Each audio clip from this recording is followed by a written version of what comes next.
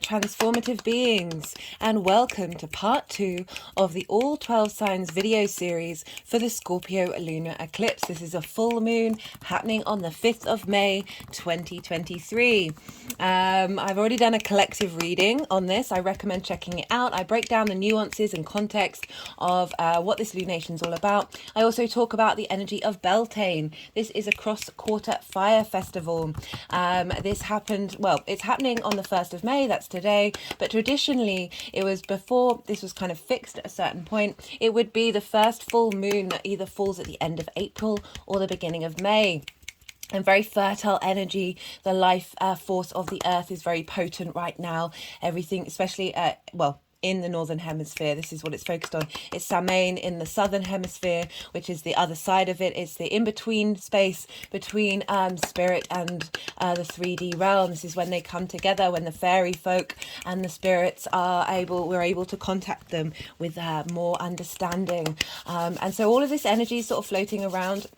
With this full moon, I'm going to be pulling cards for both of the energies for each of the rising signs. In this video, I'll be doing Cancer, Gemini, Taurus, and Aries. I work with card divination, astrology, and I channel energies through my body. I use all these modalities to help us have more context and understanding of the astro weather, hence the name, all the cards on the table. I like to get as much information and context as possible so we can able to make informed decisions for our own autonomy.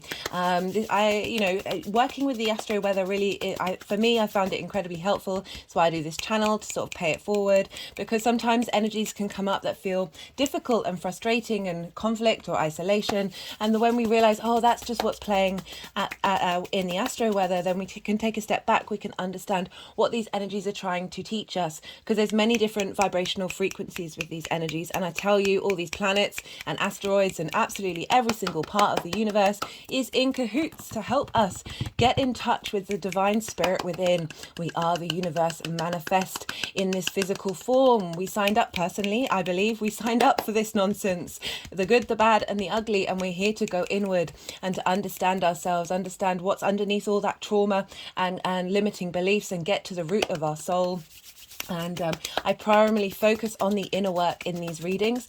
If you want a personal reading and want to be more specific in terms of like love or business or whatever that is, you can do so by checking out the description box below. But in these videos, I focus on the inner work. The more that we go inward, the more that we question ourselves, sit with ourselves, be aware and don't shame and blame any part of us.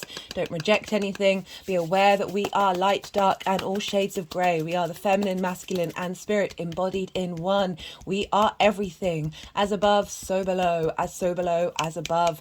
And the more that we tap into that frequency that is our true inherent self, that journey of transformation and deep healing that we can do as a human being, the more our vibrational frequency then ripples out from our core needs and draws in those kind of opportunities that we may be seeking on a vibrational frequency that is matching where we're at right now. And so, as I said, like, the inner work is the most important thing for me personally. The more that we do that, the more we integrate, the more we have that integration energy, the more that ripples out into the collective consciousness. As we know, right, we can see really loud and proud that the collective energy, our collective trauma is very loud and proud. And so it's often very overwhelming. There's so much going on. We can feel out of control. What we can do is control our own reality. So this is why I do this video channel. I've done a collective reading. I think I mentioned that already. For this lunation. I really recommend you check it out. Lots came out there. It was pretty every time I do a Scorpio reading, the Scorpio energy of being sort of fearless and being able to speak your truth, speak things that you might not necessarily, well, it's not that I wouldn't say them in public, it's just more being less mindful of everybody else's experience, and really trying to get to the root of things, to the core of things. Scorpio is a fixed water sign. And this is where the moon is, and this is our and it's a social sign, so it's that sort of core tenets of our emotional responses rather than the individual ones. So I talked about a lot of themes of the human race and how we've got to this space and how to provide compassion and understanding for that. The more that we walk in love the more that we integrate and appreciate that everything is a mirror. We have lived in every lifetime, we've experienced everything, and therefore separating ourselves from that which we don't see in ourselves is denying the abundant field of the universe and the quantum field. Right, so recommend checking out your rising sign first. This is for those of you who know your time of birth. And know your natal chart. This is the first house. This is the house of self. And so I will be, when I'm talking about the astrology, it will link into those of you who have that sign as your rising sign. However, it's like checking out your sun, your moon, every other sign. We have all the signs in our chart. So just when you are looking at a sign that isn't your rising sign, look to where that sign is in your chart, the house that it's in, the themes of that house, and apply that to the messages that are coming through. Take what resonates and leave what doesn't. If something does resonate in one of these videos, there are things that you can do to pay it forward, right? So I set up this channel in order to pay it forward, all the wealth of support and nourishment that I got from both astrology, divination, channeling, and I really wanted to be able to pay that forward and put that energy out and help it ripple out.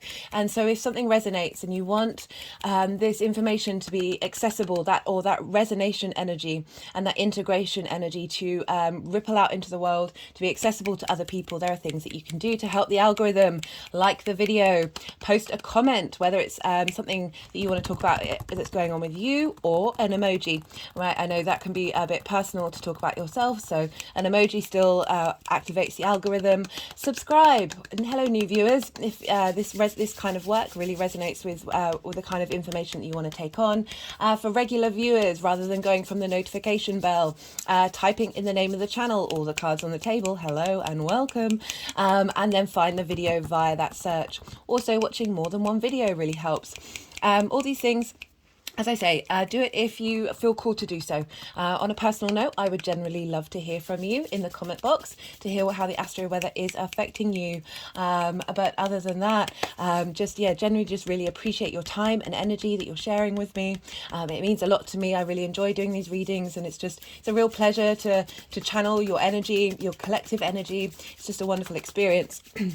I recommend, if you don't have time to check out the collective reading, I break down a little bit more about what this lunation might feel like in part 1. And so I also bring up examples of people who have the moon in Scorpio. And I talk about the coronation in the collective reading as well of King Charles III that's happening the day after the eclipse. For those of you who are interested, the astrology with his chart and the coronation chart is pretty wild. I want to say thank you to everybody watching. As I said, it really does mean a lot to me. I have an Instagram account, and I also post on the community page. I will be posting up the chart of this lunation as well as the coronation charts, so you can maybe have a look at that while listening to the collective reading and sort of understand what's going on in the astro weather for you.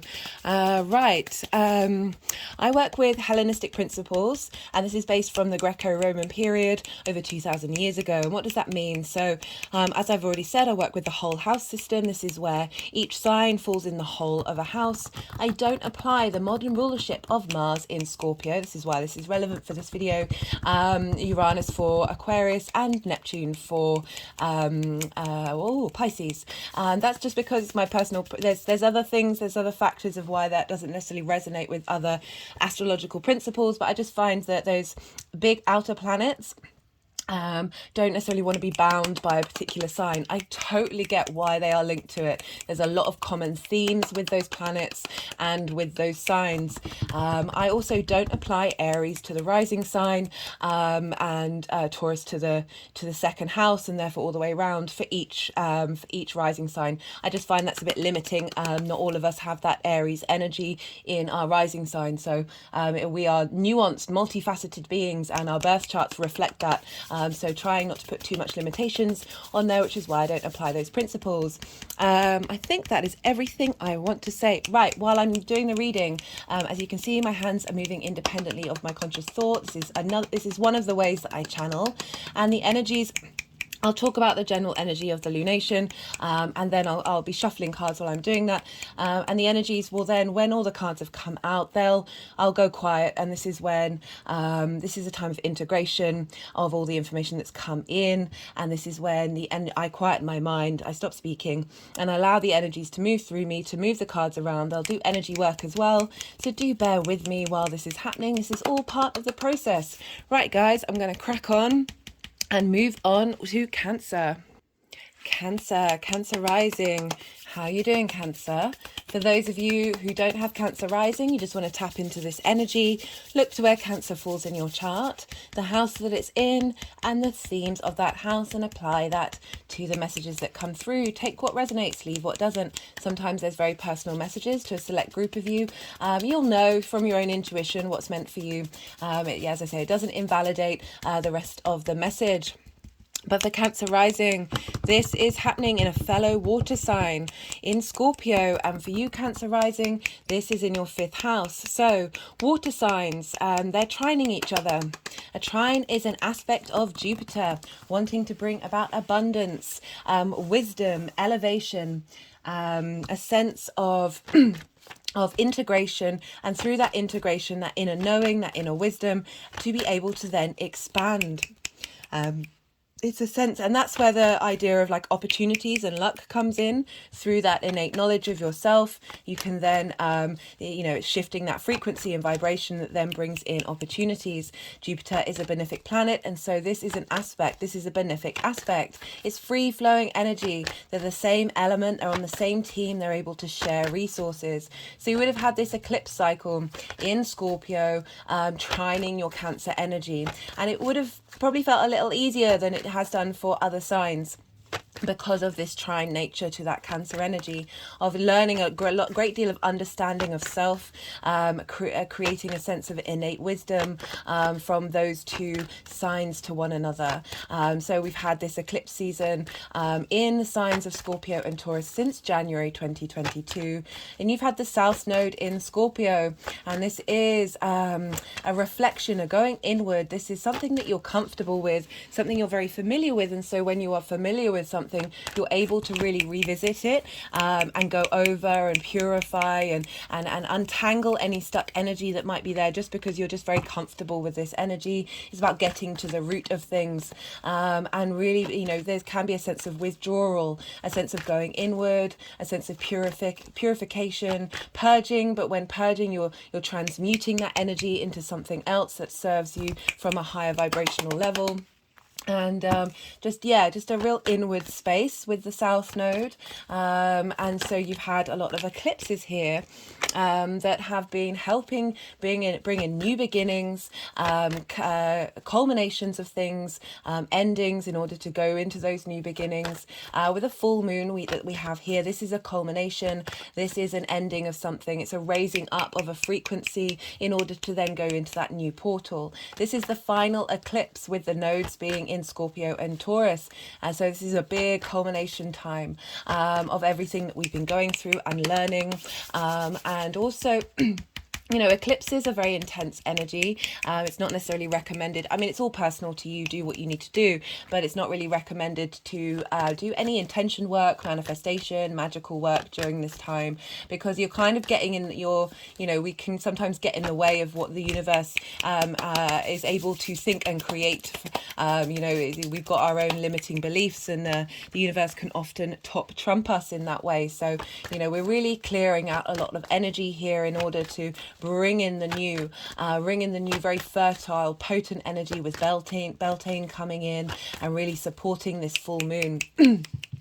And so maybe like after the event, maybe do a bit more intention work, but as I said, it's completely up to you. Eclipses can feel very intense. These are big energies, and so there's a sense of potentially feeling overwhelmed. We're dealing with a lot of water here, could be very intense emotions coming up, could be some drama. So in a normal full moon, this is when sort of police stations and schools get just they're very aware of the of heightened energy, and this can sometimes, because we're dealing with oppositions between the sun and the moon, where the energy of one sign or the other gets swinged. You exaggerate one way or go the other way, and with oppositions, it's all about balance. It's all about wanting to bring things into balance, and so you can sometimes see one part of your life get bigger than the other, and it's all about finding that middle ground, and be a bit more at peace with things, and rectify the imbalance. And people around you might kick off, your general environment might kick off, and this is just the energy that's around. It's not personal if anything's coming up in this way, because we are also dealing with Mars ruling Cancer, so can bring in conflict, drama, and frustration. So this is all just things that it's highlighting to you what you're clearing out, what you're moving through, as well as helping you understand what's going on, what's being cleared out, and what you're learning from that process. And as I always say, I mention these things in order for us to be mindful and have perspective about what really matters to us. Does that conflict matter in that moment? Well, it may do, but does it matter to you in the long term? And then the more that we understand our core needs, the more we can then flip that vibrational frequency and bring in an energy where we're co-creating rather than being sort of consumed by what's going on. Sometimes it's just quite fun to be consumed as well. It's definitely a thing. Right, so you have this in your 5th house. This is the house of creative energy, creation source. So Scorpio, in terms of astro autonomy, rules the sexual organs. This is where our creative energy is. I talk a lot in the collective reading about our sort of separation, our attempt to purify and shame that part of who we are. The thing with Beltane is this fertile time of when the green man and the green woman would come down to earth and copulate, and through that fertile energy that would be poured into earth in order to boost the harvest, boost our productivity in terms of that creation energy. And our creation source is anything. We can feel that kind of desire, and sometimes we get very consumed by sexual energy when it's focused in one particular place, but sort of open up to the fact that you can feel that kind of energy, that ripple effect in any area of your life. It doesn't just have to be specific to the sort of modern intention of coming together in union with another person. It's absolutely anything. The things that bring you joy, which is the 5th house, the house of joy. And I focus mostly on the creation energy because it's, the other themes, which are fun, amusement, play. This is romance. This is short-term dating. I almost said denting then. Sometimes our relationships can dent us. That's definitely something that's being cleared out and transmuted. Especially if those relationships weren't that of respect and autonomy and a coming together of two individuals who want to create something new but aren't reliant and codependent on one another. But also children, speaking of codependency, that these all things stem from your creative energy, as well as anything that you just sort of are able to, figure out new and wonderful ways of thinking about something. It's not just linked into the stereotypical arts. It's absolutely anything that gives you joy, right? So you've been refining this area of your life. You've really been working out what's important to you. You might have had some endings happen that might have felt quite dramatic, but all of that is rerouting you back to your soul's true needs. Your true needs. You are your soul. It's not denying your desires and your experience. And because this is a trine, this is a sort of a culmination of that creation energy, very potent energy coming through, very strong, this sense of releasing that which didn't serve you. So this is a penumbral eclipse, and this means that the Earth's shadow, the outer Earth's shadow, so not the deep Earth's shadow, but the outer, softer Earth's shadow is going to be covering a bit of the moon, right? And so the way that I've looked at this is like the kind of trauma, the kind sign of limiting beliefs that we can't even quite figure out. Very subtle energy, the lingering energy when we think we've worked through something, but it still keeps repeating. That's where it is. It's in that lingering field. And this is getting purged and cleared out for us during this time. And we're getting a boost of the fertile energy of the earth, helping us get into a creative life appreciation, manifesting force. And so it's just really, really lovely energy that's been coming through and channeled in the readings. That's what might come up around this time, just a real wealth of understanding of your creative energy, of clearing of blockages, of that stuck energy that might have been getting in the way of your creative energy. But this is a real culmination of this, near year and a half, nearly, of of the South Node being in that sign, of you really contemplating and going inward about what's important to you in terms of your creation energy. Reassessing relationships, reassessing what brings you joy, working out if you do have children, or whatever you create are your children, of how to nourish that and how to take care of that from a very deeply intense, introspective Scorpion energy. Right, because we're dealing with Mars, and what's going on with Mars is going to affect the moon, our unconscious needs, how we nourish ourselves, how we nourish others. It's our intuition. It's our beautiful unconscious space that drives us, the ebb and flow. And so Mars is currently in Cancer, in your sign, and that you are ruled by the moon. So they're in mutual reception. I talk about this a lot in the collective reading. They're essentially helping facilitate each other's journey, sharing those resources. So not only have you got a trine, but we've now got a double impact of sharing those resources between Mars and the moon. And Mars is in your sign. It's been there for a while. I've done series 2 of Mars in Cancer, if you want to check that out, for the second half of Mars's journey. And Mars is in your sign, helping you feel a bit more confident in yourself, more embodied in the actions that you're taking, figuring out what your motivations are to embody your sun or your moon in the things that you're doing. This is your body, your appearance, how other people see you. And so just getting a lot more stimulation in that area of your chart. Mars moving through there has very much been, for me, the channeled message has been Mars is defending our core intuition, right? So often our intuition can be out of whack because of trauma, because of limiting beliefs. My hands have just gone over my gut, and around the sacral chakra. It's like that's where our intuition is in the gut, in having a healthy gut. Facilitates healthy intuition, and having a healthy body helps clear out those energies from the trauma that's stuck within us. So Mars is really helping us understand our instinctive emotional drives and mechanisms, and what we want to defend, and how are we going to defend our true intuition, our true ability to connect into, on a very personal level, source in that water field. And so that's Mars, in how you embody yourself in your actions and your deeds, is feeding into that creative energy. So the things that bring you joy, you're finding that more easy to connect to and embody. And the moon, of understanding the needs that you have in your creative energy, is feeding into Mars, and helping Mars be able to understand your motivations and how you embody that. And by reflection, you are embodying it. It's sort of a complete back and forth. So it's going to be very hard to see the separation between the two. We've also looked to where Venus is, because Venus is ruling where the sun is, in Taurus, and Venus for you is in your 12th house. She's moving through there. She's bringing some play, some sense of appreciation to Mars's journey through that sign for so many months. So Venus is very much bringing in this playful energy.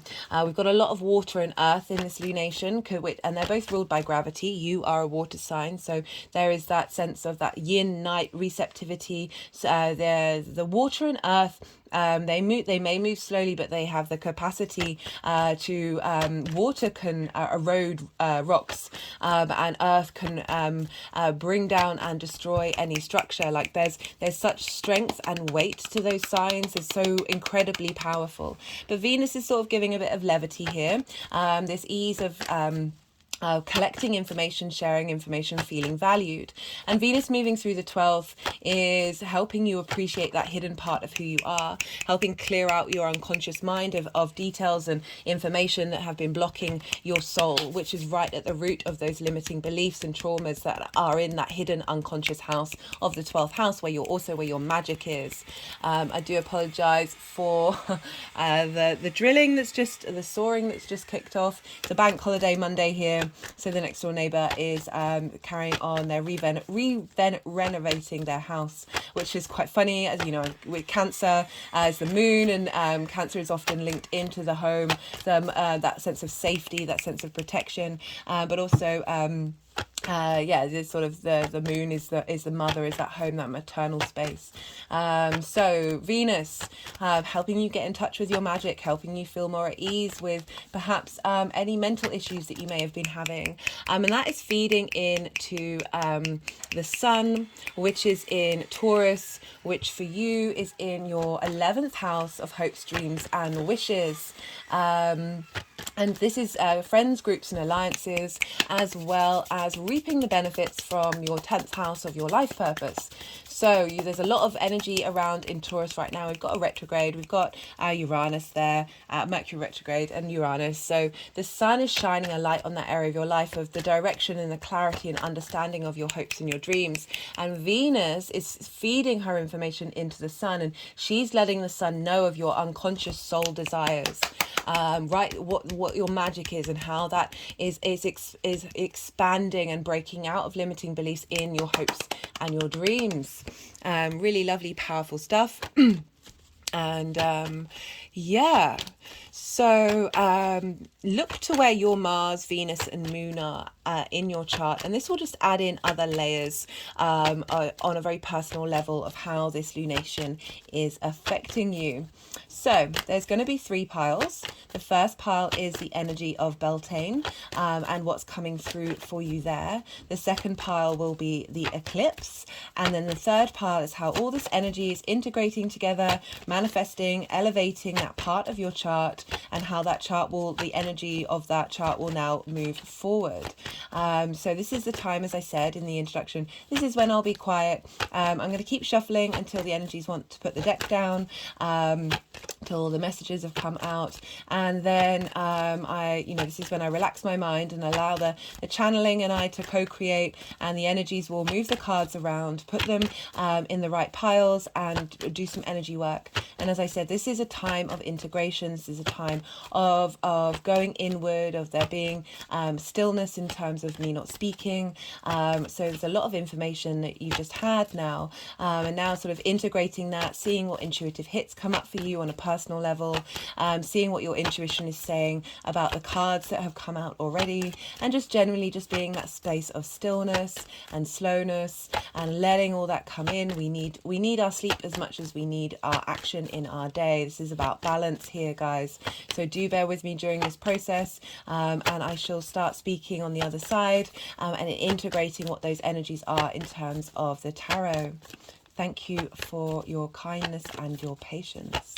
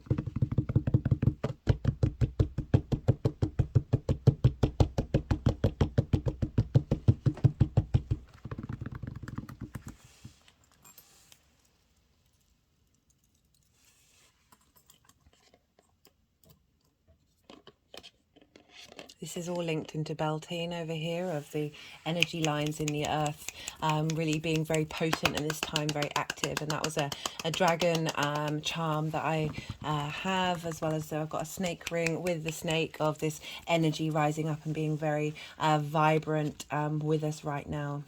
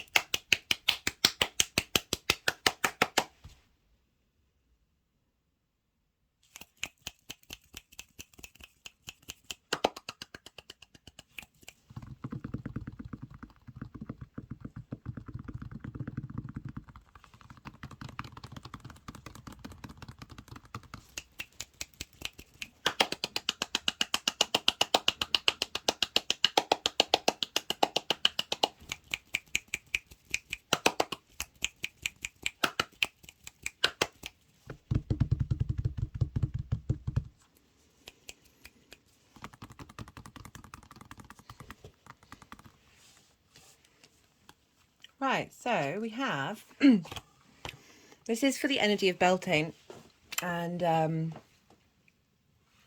this feels like the energy that you've been working on, engaging with. And we've got the Seven of Pentacles and the Eight of Cups. Now, the Seven of Pentacles is like the beginning of the harvest. You're putting in all that hard work and you're not necessarily seeing results, and it just feeling, you know, you can't quite get your mojo up, because you're like, even though you know that it's coming, like it's we can be very impatient and we want things now, but it's implying that, you know, there has been hard work. And we've got the Eight of Cups here, and this is about habits that have been comfortable, and this can be trauma responses that our mind just creates that environment in order for us to feel safe, or just generally just leaving what would seem like a very comfortable situation and going off on a journey up to the mountain, being more independent. It's a difficult journey to go up to that mountain to get a higher perspective, and so this feels like the energy that you've been moving through, perhaps in relation to your creative energy, of like it, you know, not feeling like it hasn't quite manifested, and then realizing that you've needed to do some inner work in order to bring that out and get new perspectives on your creative energy. We've got the Star card coming in. And the Star card is about deep emotional healing. This is about really getting to know your authentic self. She is unclothed. She is rid of masks. It's that journey of finding yourself. And through that journey, you have done some deep emotional healing. This is about hopes and dreams. It follows the Tower card, which is Mars's card. We have the Earth energy and we have the galactic energy coming together in order to do this deep well of healing. And we've also got this this kind of lake here, and Scorpio is fixed water. That fixed energy, those fixed core emotional responses in yourself are being replenished.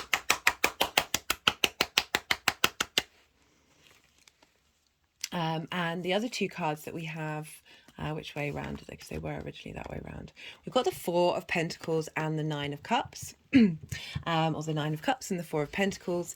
Either way, it's like this, the energy of Beltane, this very fertile energy that's coming along to give you support, is helping you feel abundant and secure and safe in your own power. You know, the Nine of Cups is that wish card, but for me it's very much a sense of feeling like all of your cups are full, that sense of gratitude and abundance regardless of the situation, this sense of potent energy that's around, like it's, you know, things might not have manifested yet, but you're feeling so full of life. But I love it coming with the Four of Pentacles, of knowing your innate power, knowing your innate creative energy and the strength of that.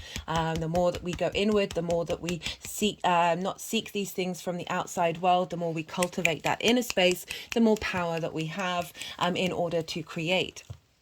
Just had an energetic release at that. We have, for the energy of the eclipse, we've got the Hanged Man and the Six of Pentacles here. And the Hanged Man is all about perspective, changing perspective. So this eclipse cycle, you've been in So the Six of Pentacles is about the give and take between you and a higher force, something that you have respect, that has something to offer you. I'm feeling like those eclipses, because we're dealing with a trine, so it's a lot more easier energy, free-flowing energy, the give and take from the eclipses to you to be in receipt of wisdom, of knowing yourself, of being in harmony with changing your perspective and receiving divine wisdom from these eclipses. And this eclipse is bringing in the energy of the Ace of Pentacles, a new creative life force, a fresh new way of looking at the tangible world, of connecting with your creative energy. This is, for me, the New Earth card, because, and that's a catch-all phrase, but New Earth for me is still being in this 3D existence, but doing so in a 5D experience. So we're going through a portal. Eclipses are portals. And coming out the other side feeling refreshed, feeling good in your physical body. This is also with Taurus energy here, which is an earth sign, of through that that sense of tangibility, that it's not necessarily that you might feel it in the tangible how do I say this? Because Scorpio is a water energy, but there's this sense of renewal of this experience, even if it is emotional, in this 3D realm, of just feeling good about yourself, feeling solid and secure and safe, regardless of what's happening, and being able to tackle things from a different reality. We have as well, for this crowning energy, we've got the King of Swords, the Magician, and the Knight of Wands. The King of Swords knows truth. Reality comes through. There's a sense of authority and clarity, being able to see things clearly and express those things, whatever they are, in terms of your creative energy. More so, we have the Magician, which is knowing you have all the resources that you need. They're just sort of highlighting, going on the earth sign Taurus and the cups of Scorpio. You have everything you need in order to create your hopes and dreams. And the Knight of Wands. So being able to defend your passions, being able to ride out and take action on your passions. There's movement here with the Knight of Wands. The Knight of Wands is very fast. It wants to go on a journey. You're going on a new creative journey. You're releasing old patterns and really opening up to the wisdom that you've been learning, right? So you had some really positive cards for this sort of overall eclipse energy. And, you know, that Six of Pentacles and the Hanged Man, they're great cards to have. This is a sense of being in receipt in a place of stillness. But now, after this eclipse, we've got, like, with this eclipse is bringing in speed, bringing in change, and a shift of energy, of movement. We've got the Four of Wands and the King, not the King of Cups. That might be bringing in a King of Cups for you, for some of you, and the Ten of Cups, right? So the Four of Wands is a commitment card, but it's a celebration card. It's about working, it's acknowledging the hard work that you've done and reaping the benefits, reaping the rewards. So this is about the harvest, right? So we went from that Seven of Pentacles, where you're feeling like it's not quite there. It can be a bit frustrating. You're not quite seeing the results yet. This is the end of the harvest. This is the harvest has come in, and now you're going to celebrate and have a lovely time with like-minded people. We've got the Ten of Cups. This is going from the 9 to the 10. We've got this sense of feeling fulfilled in every area of your life. It doesn't just have to be home and family, but it's that real sense of every part of your life feels good.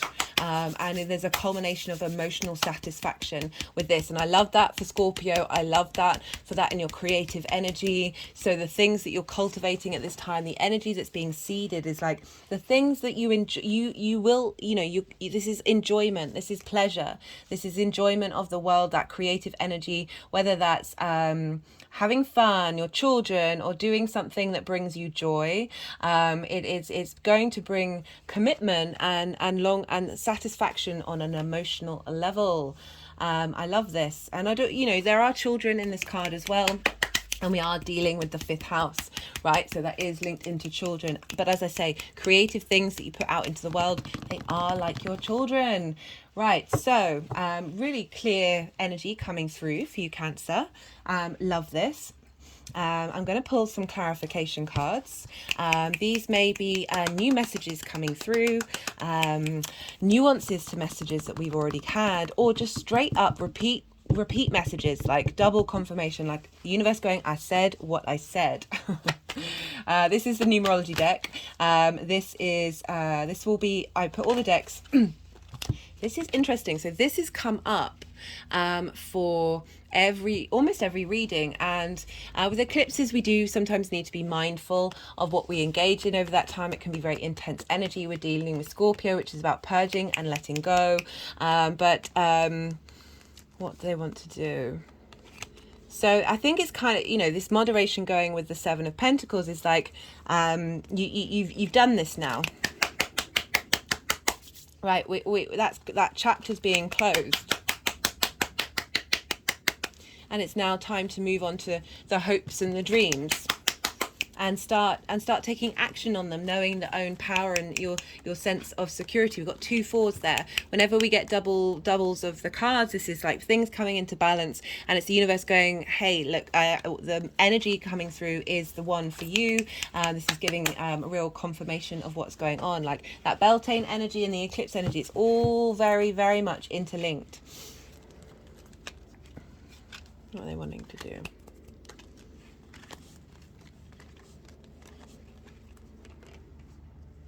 Yeah, it's very interesting, that card coming up for nearly every reading. Like, what else wants to come out from the numerology deck?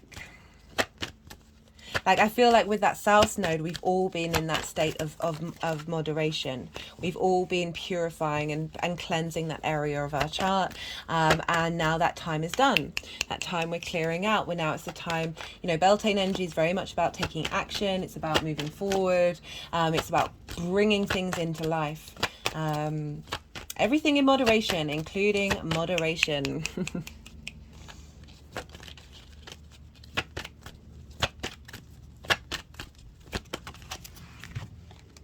Environment,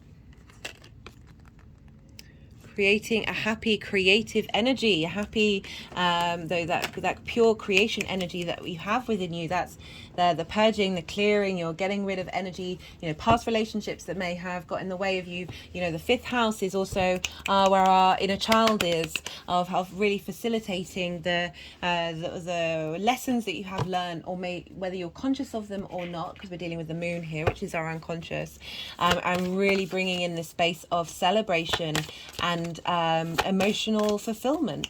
That's really beautiful, Cancer. I love this for you. The wild card energy, wanting to go over the Knight of Wands and the Magician.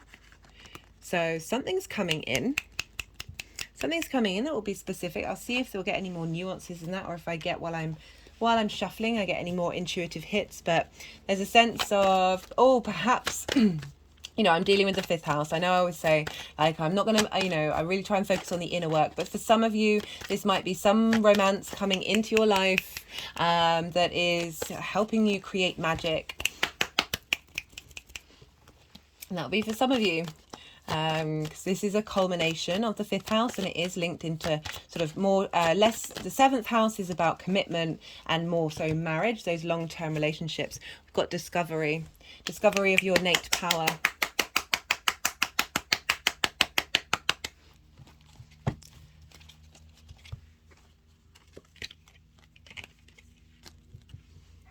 And this person might be a wild card for you, might bring in some disruptions in order, it could go either way. It could be something that's very magical and ignites your passion and helps this manifestation energy, or through, the Knight of Wands can be a bit fast moving and going on from one thing to the next, that whatever comes up in this, I'm just giving all the examples because you really never know.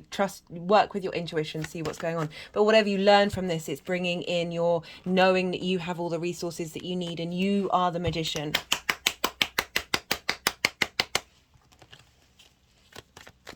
Right, what else wants to come through for Cancer?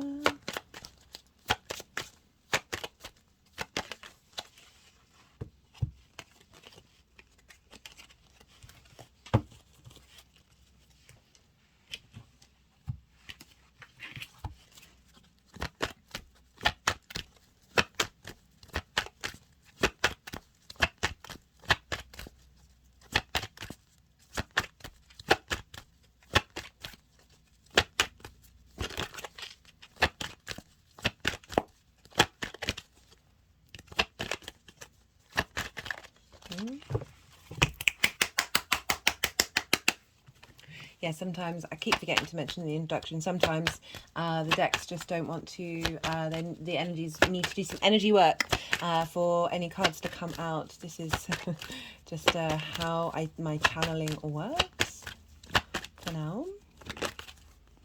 I've got to time out. I've got to time out. Going somewhere fun, going on holiday, going on a vacation, going and celebrating somewhere. A time out of an old environment. My hair's just gone back.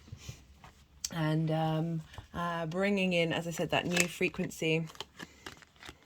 Discovering things when you're at rest. Discovering your innate power when you are in that restful space. In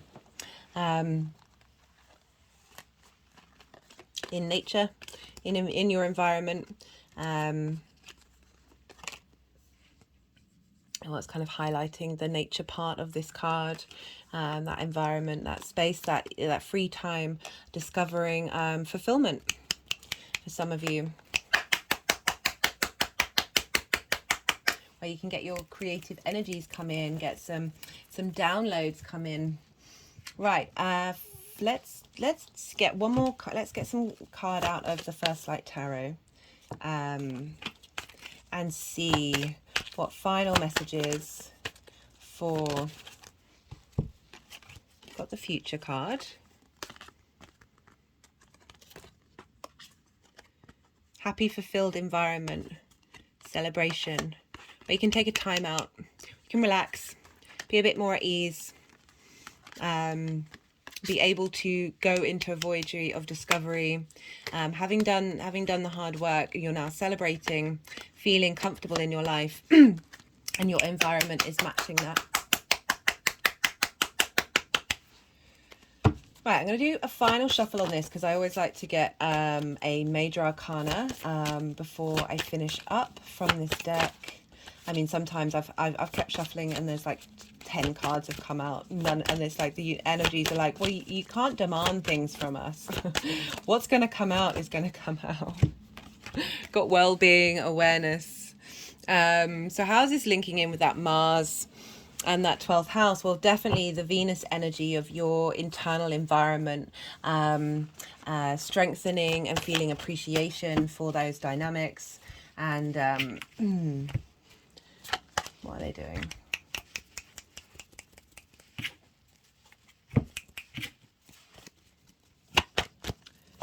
Okay, they're wanting to go back to the numerology deck.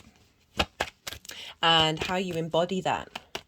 How you embody that with Mars, being able to take actions that embody your magician energy.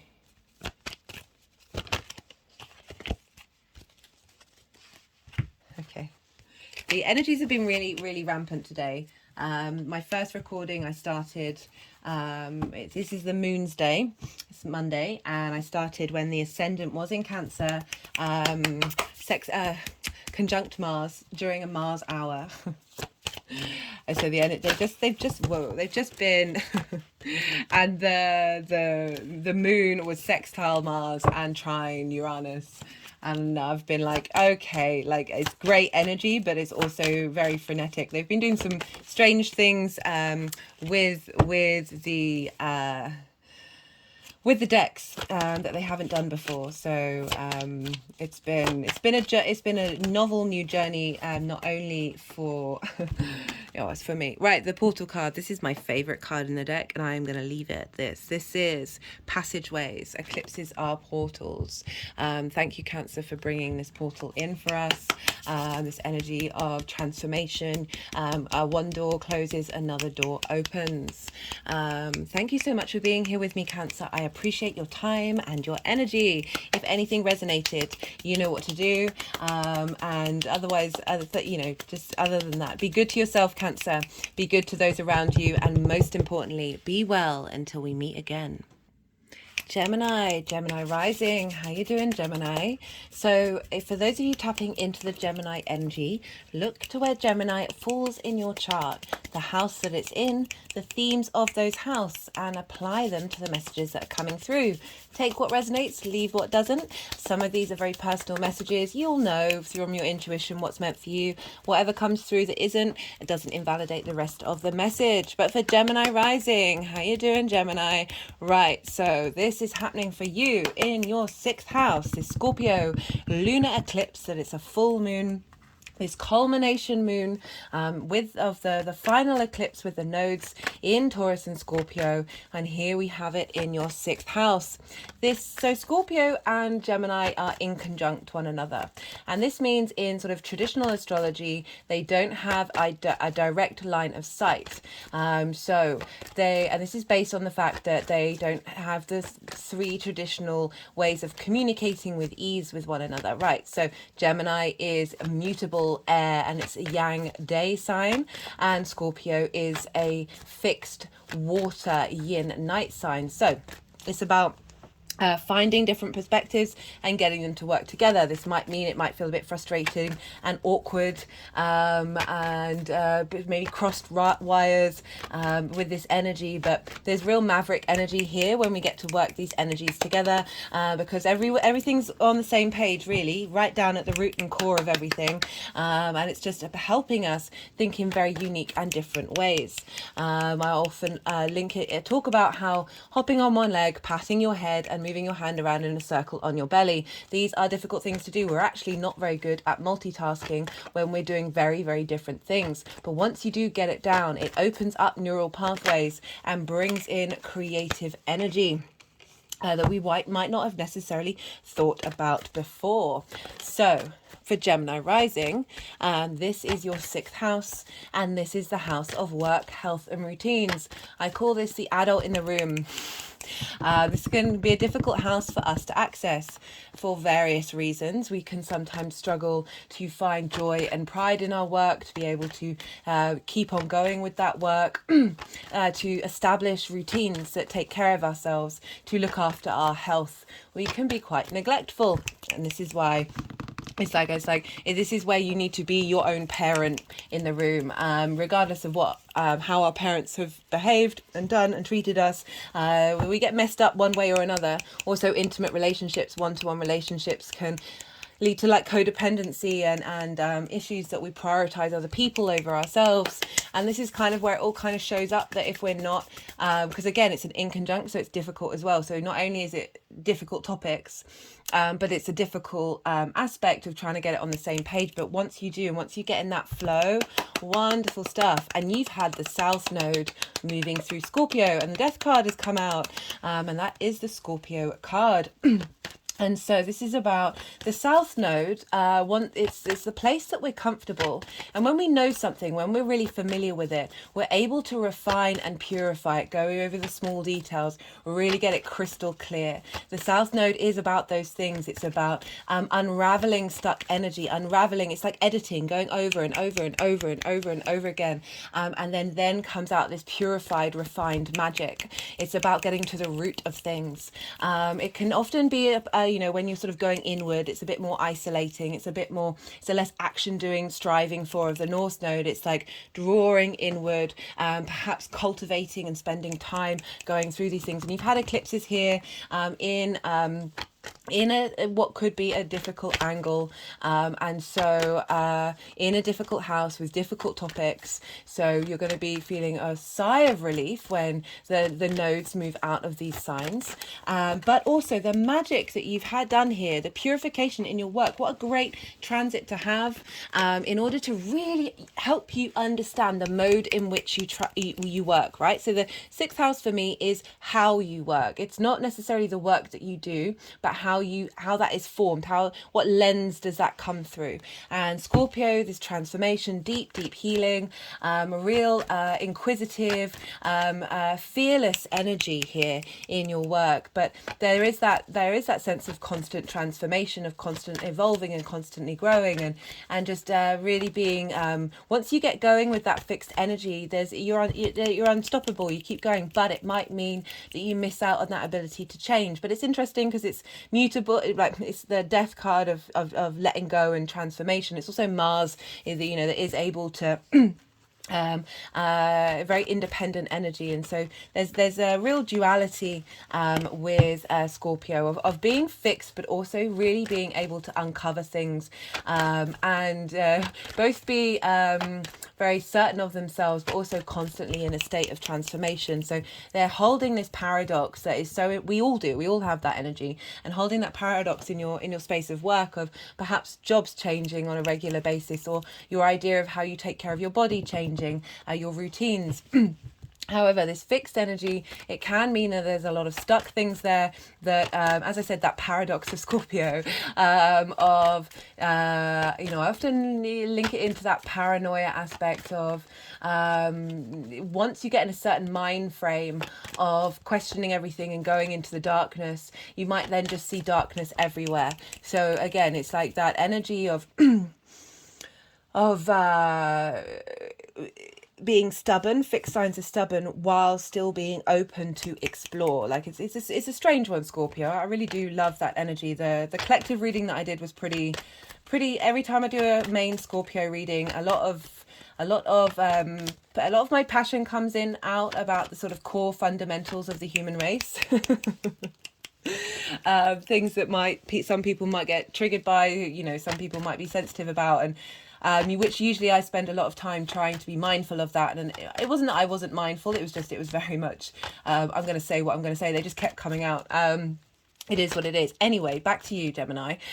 So you've had eclipses here in your house of work, health and routines. You would have had transformations in your work, endings, new beginnings, elevations, shifting and changing, refining, going over. And that's what I'm saying. Such a powerful transformational transit to have that South Node in your house of work, because you're really getting to the root of what moves you, what's important for you. How are you going to get up and do that work? How are you taking care of yourself? How are you balancing your health and your work together? And I love this, I really do. And now we've got a full moon, we've got the culmination of all of that. With eclipses, this is very intense energy. Recommend not necessarily doing any do they want those? That was the High Priestess, the Seven of Cups, and the Three of Cups. We'll see if they want to. Sure, she wants to come out, that's for sure.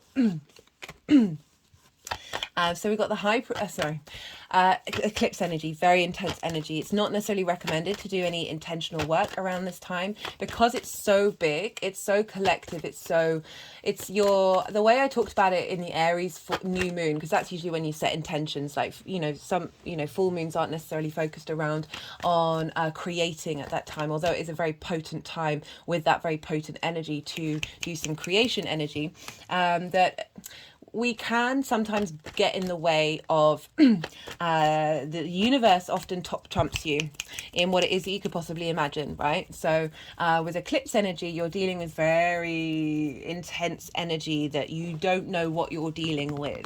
These are portals, right? So unless you're very comfortable doing eclipse work, go right ahead, or do whatever feels intuitively right for you.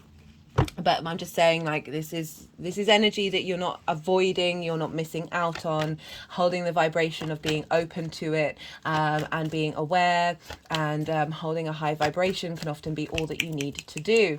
This is very highly water energy. Water and earth can be very emotional, very sensitive, a lot of clearing out. Take care of your physical body, take care of yourself, and because we're dealing with a lot of water, just make sure that your physical body is in tune, and supported and nourished during this time. What else did I want to say about the full moon itself? Right. So as I said, culmination of things that we're finally letting go of. It's a penumbral eclipse, and this is the when the really outer lighter shadow of the earth is covering. It's not even covering very much of the moon, but it is. It's like that subtle energetic, that those last bits of the links to our trauma responses are sort of getting purged and cleared out and sort of moved through, that we're able to then see clearly what they mean and how to let go of them. Like it's really being opened up to move through that portal of bringing in this very, very potent Beltane energy, right? So that's what I talked about in the main collective reading, and this is very, very strong energy that's happening in the earth. Everything's very vital here in the northern hemisphere, and it's in the southern hemisphere. It's still the same. It's just a more going inward with that power than this very outward fertile energy. In the southern hemisphere, it's more bringing that fertile energy back into the earth in order to nourish it for the next part of the cycle. So these are all very interlinked with one another, because we're dealing with, so this might be a culmination in your understanding of work, a culmination of a job, it might be an ending of a job, and moving on to a different direction, all sorts of things that may come up here. You know, the sixth house is pretty straightforward, and in terms of what sort of themes are coming around. So Mars, because we're dealing with Scorpio, which is the traditional ruler of because we're dealing with Scorpio, we look to Mars, which is the traditional ruler of Scorpio. And where Mars is and the house that it's in, the sign that it's in, is going to have an impact on what the moon is doing. The moon is our unconscious, our intuitive space, our emotional, instinctive response mechanisms, our needs, how we nourish ourselves and how we nourish others. And Mars is in Cancer, the sign of the moon. Oh, there's a moon. Hello, moon. And it's in your second house of your values. For those of you interested, there is a Mars in Cancer series, if you want to check that out. But so the second house is your resources, what you value, how you value yourself, how you make your money, and how you manifest. So we've got how you make your money, Mars, impacting the moon in how you work. And the moon is in Mars's sign and the Mars is in the moon's sign. So they're sharing information. There's a really strong energetic connection. They're trining each other. So even more of an energetic connection of Mars moving through there, helping you understand how you value yourself, right? So with that house, I really focus on the inner value that you have, because then that will change your manifestation abilities. It will change how you bring in your money. It will change what you care about when you value yourself from an authentic place and not based out of trauma and limiting beliefs. So Mars of your values is also you taking action to make money, which is affecting this clearing out of the direction you want to go in your work. So very, very close connection here for you, Gemini. And we look to Venus because Venus is ruler of Taurus, and that is where the sun is. So Venus is impacting the sun, and guess where Venus is? She's in your sign, Gemini. She's having fun. She's the lightness in the room in this lunation. Everything else is a bit heavy. And Venus is just going, hey guys, can we just like chill? Like information's not that important. It's very changeable. Can we play? Can we have some fun, some amusement? Can we just like chill out and let go and stop being so intense, guys? And she's in your first house. She's making you feel good about yourself, feel good about the actions that you're taking. You're being seen in a more valued and appreciated way. This is your first house of you. This is how you embody your sun or your moon. This is how other people see you. It's your body. It's your appearance. It's your actions that you take in the lens at which you take them via your sun or your moon. And Venus being here is impacting your work. So like, how are you motivated to take action? Like, what makes you feel good in order to take action is feeding into the sun, which is in your 12th house. Right? So you're going through a 12th house transit with the sun moving through there. The sun is shining illumination on the hidden house, the unconscious, our trauma, our limiting beliefs, the concepts of who we are, the constructs of who we are, and the breaking down of those constructs. Also, is the place of magic. can be a heavy house, can be quite depressing, can be loss, can be grief, all of these things. Also very powerful, dreamy magic, tapping into the occult. The sun being in there is giving that area of your chart a vitality, and now Venus is feeding into the sun. What moves you, what makes you feel good, that pleasure you get from taking action is feeding into that 12th house of that hidden house of getting the sun going, right guys, everyone, all those constructs of you, let's get this in gear, let's clear this out, let's bring some clarity and understanding of what all this means, and how anything that was in that 12th that is limiting your work is helping getting transformed right now, helping that how you might have not been able to take care of yourself in your health and your routines getting transformed at this time, because Venus is very much embodying you and what your needs are and feeding that into the sun, and Mars is feeding your core value system into the moon. So great stuff, even though it might feel really uncomfortable, because all of these signs are, so Scorpio inconjuncts you, so that's a difficult aspect. Mars is in the second house, so that's inverted. They're next door to each other. They can't, even though they're next door, like there isn't a direct line of communication. It's like you're sitting next to somebody and you're both sitting forwards. You can't see each other, but you know you're there. Like you get this felt sense. It's sort of through osmosis on the subtle energetic form in the quantum field, in the quarks and the subquarks interacting with one another, going, oh, but I think we understand what we're doing.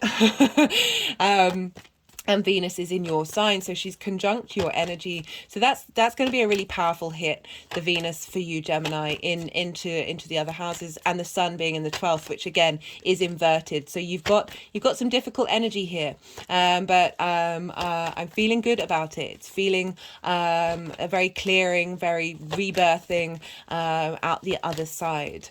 Right, so that's kind of everything I wanted to say about the energies. I recommend checking out where your Mars and your Venus and your Moon are, to just get an added layer, see what houses they're in, and the themes of those houses, and see how these things might crop up. Right, so that's kind of everything. I'm going to keep shuffling until the energies stop shuffling, when all the cards come out. And this is the time when I'm still, not still physically, but when I stop speaking. So I surrender my mind and allow the energies to do what they need to do through me. And they will move the cards around. They'll do some energetic work, and then they'll put the cards in the right piles. And that's when I'll come back to talking to you about the energies that I'm pulling cards for and how they link into the tarot. Speaking of which, I don't think I mentioned, there will be 3 piles. The first pile is the pile for the energy of Beltane, that cross-quarter fire festival. If you haven't watched the introduction to part 1 or the collective reading, I really recommend it. This is an important climax of the eclipse energy. We're going to notice things around the time, or with eclipses there's a longer cycle, so it may take a while longer for this all to integrate, but this is very powerful stuff. So I really recommend getting the nuances of understanding of what kind of energy we're playing with here. And so the second pile is the energies of the eclipse itself, and then the final pile is how all of this is integrating into that area of your life, and into how that's seeding in and then transforming that house, that sign, moving forward. So now's when I'm going to go quiet, so do bear with me. It's that time of integration. You've just had a lot of information. This is a time of stillness where you're just sort of allowing that all to digest, seeing what comes up, what intuitive hits crop up for you during this time. And yeah, just a general, we need our rest as much as we need our action. So this is all about bringing things into balance, so do bear with me. It's all part of the process.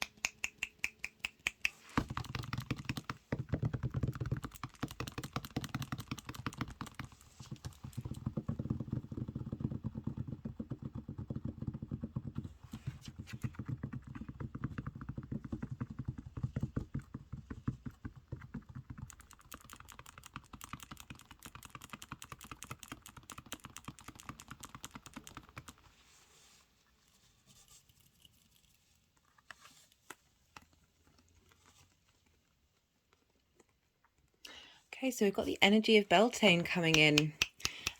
This is very beautiful, dreamy water energy.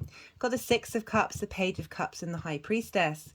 So this Beltane, this fertile energy, this earth energy rising up in the Scorpio area of your chart, being able to see the past with ease. There's gifts coming from the past as well. This can be ancestors, past lives, galactic lives, all that sort of thing of just really being able to see what has come before with ease.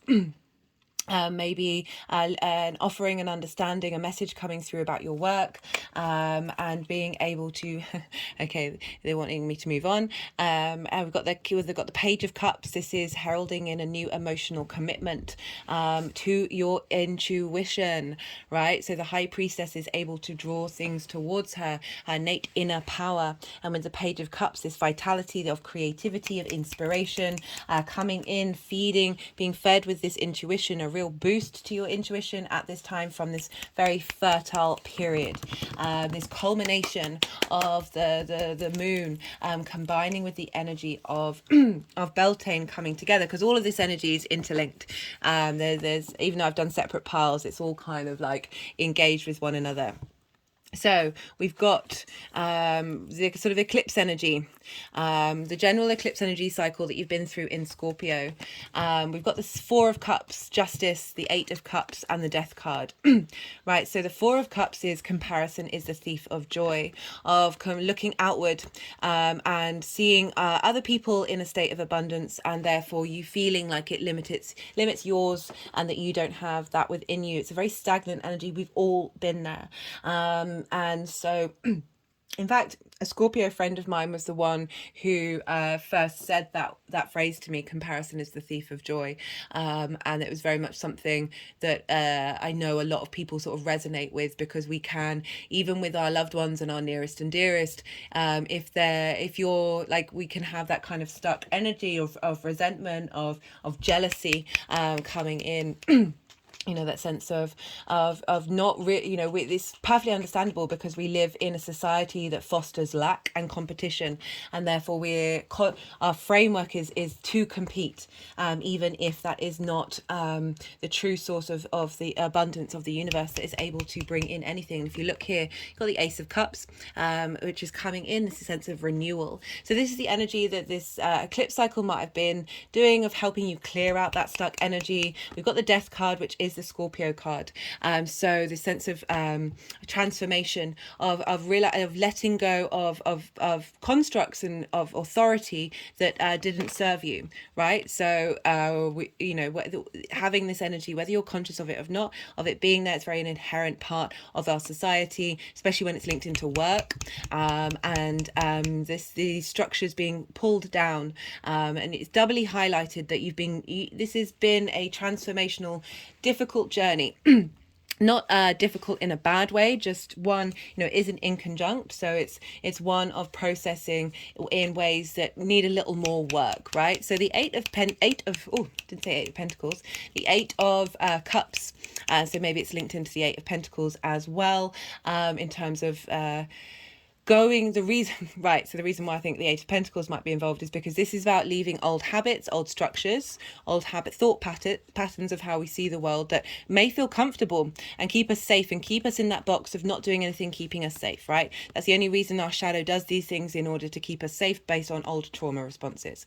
And this is about leaving those behind and going on a difficult journey to climb this mountain, to get a different perspective of who you are. And the Eight of Pentacles is all about enjoying the work that you do, realizing that you are forever a student and forever a teacher, like it just really getting pleasure from that work that you might not have had before, because you might have felt like you've had to be the number one out of everything, and if you're not that, then you are lacking, and this is really saying that you've been going on that journey, you've been bringing that idea, that construct, that idea into balance.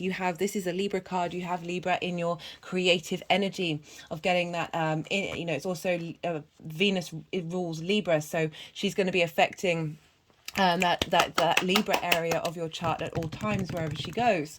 And So that intermingling of that, bringing that with that higher perspective of yourself, of being like, right, no, I am me, and you really being able to zoom out and not be small. This is small energy. This is just sitting by a tree and just looking like it's not even a foot away from this person, and this person's going off on a journey all the way up into the mountain. I love this. And so that eclipse period that you've gone through. Now we've got the King of Wands, and I feel like the Justice card is part of this final eclipse coming in, this full moon, this completion of those things coming into balance. And we've got the King of Wands crowning it. This is you being very certain of your passions, your drives, your motivations, and able to take action based on that from your own inner authority. You know, wands are passion, drive, creativity. There's movement, there's momentum, and there's journeying. So for some of you, this might be bringing in a journey and traveling for work, for health, for routine, but just generally having command rather than and not looking outside of the world, being like knowing what you've got is authentic to you and what you have to offer.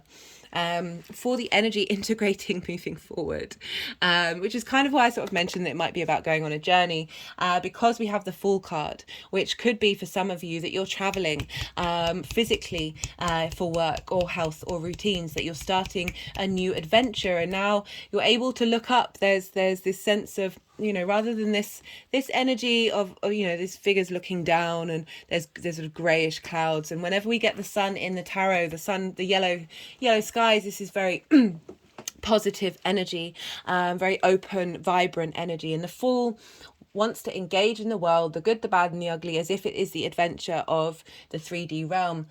So it could be a physical journey that you're going on, or it could just be a new internal journey that you have with your work and your health and routines. We've got the Three of Cups. This could be being celebrated, being appreciated at work, being valued by like-minded people, and just being in harmony with that dichotomy. We've also got health, work, and routines. And this is three. So this is the Three of Cups, these things being in tandem with one another, and facilitating each other and supporting one another, and crowning it, which is what I love. We've got another king. We've got the King of Pentacles, and this is about what you're doing, what you're seeding here is for long-term legacy, right? This is abundance. This is creating in the 3D realm. This is feeling very sturdy and stable in what you're doing. You are, again, the two kings, very sure of themselves, able to take action, not comparing themselves to other people, and really being in your own power in the 3D realm. I love this. I really do. And what I like about this is, so, you know, for sort of represent that,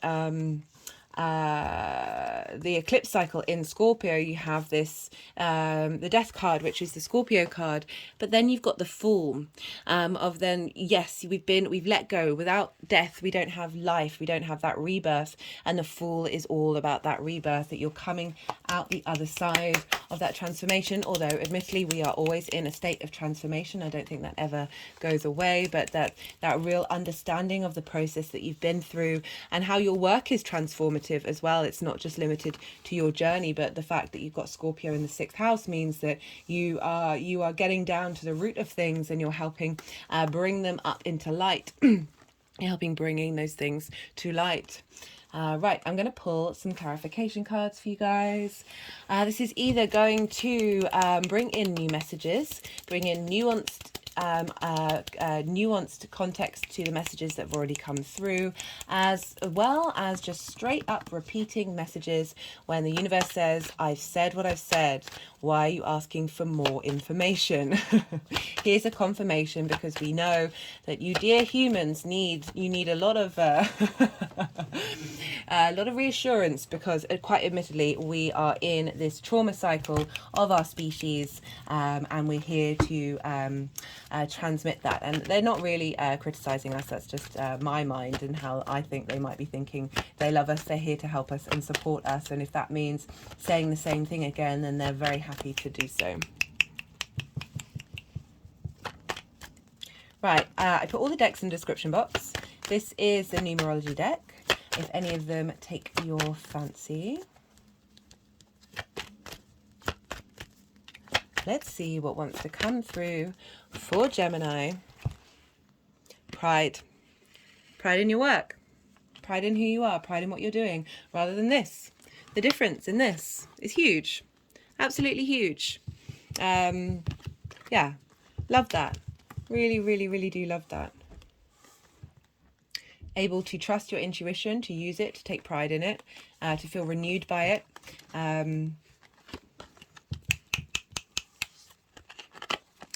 Yeah, really getting a strong energy of pride in yourself. Gemini, you've gone through it with Mars moving through your sign. I know I mention this every time, but I'm glad that these very strong, powerful energies are coming through, because you've had a very transformative transit in your first house that may have been disruptive. And what did I say about confirmation cards being exactly the same message? We've got the full Voyager, journey, progress, pathways, and they're focusing on the progress part that you have gone. You know, the Fool card is the beginning of the tarot, but it's also we start again when we hit the World card of knowing yourself. You're then going on a new journey with that vitality, but it's not denying the experience that's come before you. Never forget the progress that you have made. We are so good at forgetting it. We again, and then that means we slip back into comparison, is a thief of joy. For me, the way that I helped myself do that was I'd write things down. You know, we think we're going to remember things and then we don't. Or just spend time reflecting on who you were a month ago, who you were 6 months ago, who you were a year ago, and you're like, whoa, actually, I'm doing okay. I have something to be prideful over, because we live in this state of like constantly change, constantly go. I mean, I know I very much focus on the inner work and like question yourself all the time. Dude, go, but I am aware that it's not to, with that, you're not denying what you've done, right? You're not forgetting what you've done. It's a reminder of where you've been and how you've gone. I got the charity cards. This is about having gone through some difficult times. You see this figure, this woman with her 2 children. She's receiving support from the angels, guys. So there's support coming in, helping you transform, helping you wanting to go with the justice card of, you know, those rights being wronged, those contracts, those soul contracts that we've been going through that I've talked about in previous readings. They've come to a close. My head just went back and I had an energetic release, and we are entering into new soul contracts now. My head went back again and again. Still back. Just waiting for it to, it's like my chin is like right up to the ceiling. I could keep shuffling. I'll see if anything comes out while I'm doing this. The amount of times my head does this during these readings, I need to start doing some yoga. Some net yoga. I'm going to stop shuffling because that's just my fingers being all silly. Right, back up again. Now my head is moving side to side, sitting upright, sitting more with a spine straight, feeling that pride within myself. I've forgotten now. They're like, no, you forgotten what kick-started that. Maybe it's the soul contracts, new soul contracts coming in, embodying those new soul contracts, that different vibrational frequency. We did just get the activate, awakening, and enlightenment. Right. What final message are we doing for Gemini?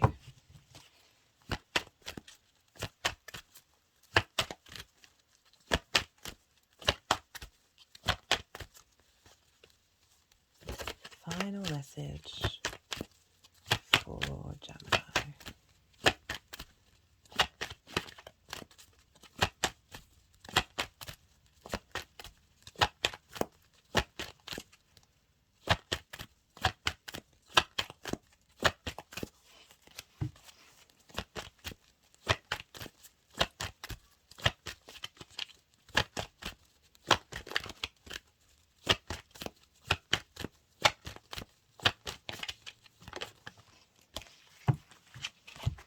compassion. Compassion for your journey. Compassion for who you are. That Four of Cups just keeps coming to mind. And rather than comparison, bring in compassion. Okay? And that feels like that's what's being activated. Sometimes we can be too hard on ourselves. And yeah, but beautiful energy coming through. I love that Devil and the Fool card with the High Priestess. Love that for you, Gemini. If anything resonated, you know what to do. Hit that like button. Leave a comment, whether it's just an emoji, all the other things if you feel so inclined. Otherwise, thank you for being here. Thank you for sharing your time and your energy with me. I really, really do appreciate it. And I'd love to hear from you. I just love to hear what the astro weather's doing. Have a chat. And yeah, be good to yourself, Gemini. Be good to those around you. And most importantly, be well out there until we meet again. Taurus rising. How you doing, Taurus? For those of you just tapping into the Taurus energy, look to where Taurus falls in your chart, the house that it's in, the themes of that house, and apply those themes to the messages that come through. Take what resonates, leave what doesn't. Sometimes there's very personal messages to a certain group of you. You're going to know intuitively what's meant for you and what isn't. It doesn't, just because something comes through that isn't for you, doesn't invalidate the rest of the message. But for Taurus rising, hi Taurus, fixed signs, been going through it. And not only that, but you've had the nodes in your sign. You've got the North Node in your first house, and you've got this South Node in Scorpio in your seventh. So this Scorpio lunar eclipse, which is a big full moon, a culmination, an ending, a bringing into a new portal and a new beginning, the other side of it. And you have this in your seventh house of intimate relationships, one-to-one relationships. This is the house of contracts and marriage.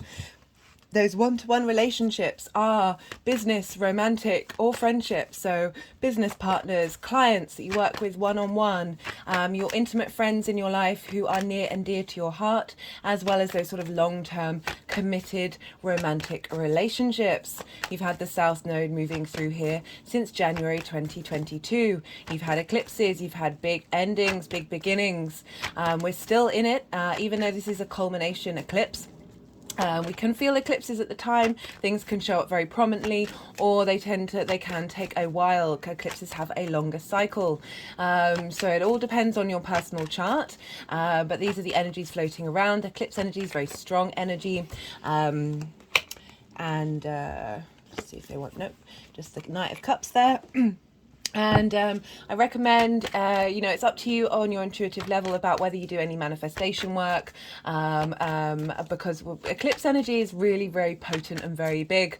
And it's kind of like, do you want to get in the way of the quantum field and the universe being able to essentially top trump you in what it is that you desire? But go with what suits you. I always flag that up as a offering of advice. Whether you take it or not is up to you and based on your own personal intuition. But eclipse energy is very heavy, and you more so have all the fixed signs. This is happening in angular houses. Angular houses are the 1st, 4th, 7th and 10th houses, and so these are very sensitive points, very powerful points. They are the pivots of our chart, and they tend to show up on the main stage.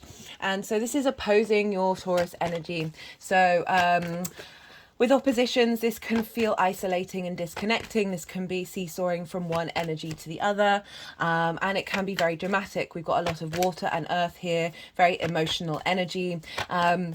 However, that's not the vibe I'm getting from this eclipse. I mean, it could show up, and if it does, look to what is coming up. Realize that's just part of the energy, and those are things that you are letting go of and moving through that observation, and just in general, because it's eclipse energy, we can't really avoid it. And the South Node, this is pure. This is more. The North Node is what you're striving for, what you're reaching for, what you're hungry for, and the South Node is that thing that you're familiar with, thing that you're comfortable with. And when we know something, when we're familiar with something, we're able to refine it and purify it. It's basically like being the editor of that area of your life, of working out what's really important to you, untangling stuck energy that we're, through that nuance of that detailed observation, we're able to then release and transmit. It's getting to the root of things, and through that we're able to transform, purge, and oh, that's funny because that was one of the cards. What was the other one? I can't remember now, but that was one of the cards that they put back in the deck. So very funny, you know, considering we're dealing with one-to-one relationships, and you got the Lovers card. But what was I saying? Yeah, so this purification of a situation, this distilling, this refinement that you've been doing with this eclipse cycle, often with the South Node, wherever the South Node, we sort of go inward, we withdraw. It's a very inward space, and so there's a sense of isolation, but through this need to focus in detail on what's going on, to sit in contemplation of this energy and see what comes up. So you may have felt a bit maybe withdrawn in your one-to-one relationships, or certainly willing and wanting to transform them to get them in line with your needs. You've had new beginnings, endings, and as I said, this is a culmination of everything, all that we've been able to let go of and transform into different energy, raising that frequency up. It's a very spiritual energy, the South Node, and so like really looking to the sort of more holistic engagement with your one-to-one relationships. As I said, this could be business, friendship, or romantic. It is not just limited to that sort of idea of committed marriage. It's any relationship that you have an intimate relationship with, also your relationship with the universe, or God, or however you want to look at it, how that dynamic, what flavor that turns up in is the sign of Scorpio. So yeah, there's a lot going on there. It's opposing your sign where the sun is. The sun is moving through your sign, putting illumination on you, and through that understanding of self, you're able to understand what needs clearing out, transforming in your one-to-one relationships. Now we're dealing with a penumbral eclipse, and this is when the moon is going to be slightly covered by the real outer lighter shadow of the earth. So what I've been channeling with that is it's helping us clear out the sort of the bits that we really might not have even been able to see, those sort of the remnants of the soul contracts that we've been clearing and working through, that now those lingering elements of those contracts are helping us break free of those soul contracts that we have completed. So because we are dealing with a Scorpio, we look to where Mars is, because Mars traditionally rules Scorpio, and wherever Mars is having an impact on the moon, our unconscious, our emotional needs, our intuitive, instinctive response mechanisms. It's how we nourish ourselves and how we nourish other people. And so Mars for you is in your third house of communication. This is sextiling your Taurus energy and trining the moon. So you've got a really lovely combination of the benefic planets aspects. So sextile is an aspect of Venus, wanting to bring creativity, appreciation, and value in the way that you communicate and how you embody that in your first house. And Mars is also trining the moon. So providing support, wisdom, elevation, integration, and expansion because it's an aspect of Jupiter between Mars and the moon. And not only that, but they're in mutual reception. So Mars is in the moon's sign and the moon is in Mars's sign. And this basically means not only have we got the trine, which is very supportive, free-flowing energy, they're in the same element, they're sharing resources, but we've got this mutual reception, and that's when they're facilitating each other's journey to a higher extent. So Mars in your house of communication. I've done series 2 for the second half of Mars's transit series, and that was really focusing on how intuition is the way that you're able to communicate, like on an emotional level. being harnessing that intuition. And through Mars's journey, it's clearing out our personal limiting beliefs and traumas that sort of block that intuition to be able to express itself, and for us to be able to trust in it. Mars is defending our internal space. So in the third house of communication, it's also the things you do on a regular basis and your community. But I really feel that Mars's role in terms of being able to communicate your truth, feeding into this culmination of this refinement of your one-to-one relationships, that the moving forward, it's in line with your intuition, and in line with and being valued and appreciated in the way that you communicate. Again, business, romantic, friendship. And so even though you're dealing with an opposition here in your sign, with the sun being in Taurus, you've got this lovely sextile with Mars, and then the trine to Mars as well. So you've got an opposition, which is a hard aspect, and that's when things really show up. They're very loud and proud. And then you've got this easy, free-flowing energy between what you've got in Taurus, the Mars, and then between Mars and the moon. Because we're dealing with Taurus, where the sun is, we look to Venus. You are ruled by Venus, and Venus is in your second house of your values. This is your resources, how you make your money, how you manifest, the things that you care about, but most importantly, and what I focus on in these videos, is how you value yourself. The more that you understand your own innate value, not based on those limiting beliefs and traumas, the more then that ripples out into how you manifest, and therefore how you bring in your money, and shifting and changing what you care about. And Venus is moving through there. She's the sort of, we've got a lot of earth and water energy for this lunation, and this air energy with Venus is what we care about, what we value, where do we get our pleasure from, our desires. She's moving through the quick moving Gemini of information and how we collect that. It's the first air sign, so it's the personal pleasure we get from collecting information. And she's clearing up the mess of Mars. She's clearing up the mess of our mind, clearing out stuck information that has blocked our sense of value. And there's very light and playful. It could be that things have been growing and manifesting in terms of how you're making your money. And that energy is feeding into the sun, right? So this sense of value and how you want to manifest is feeding into the sun of how do you embody your actions, from how do you embody your sun or your moon in your actions that you take. As you're getting support from Venus, she does rule your chart. Well, she rules your ascendant. You have other chart rulers, but that's something you'd find out in a personal reading. Anyway, Venus heavily is very strong influence in your life, and so her energy feeding into the sun, of saying to the sun, no, look, this is the true value. This is how we want to bring creative ideas, a sense of appreciation and harmony into the value system, and therefore feeding it into the sun that's opposing the moon of right, how do we embody this value in the things that you do that then get reflected in the relationships that you have, based off of respect and understanding of how you communicate. So beautiful energy for you, Taurus. Love this.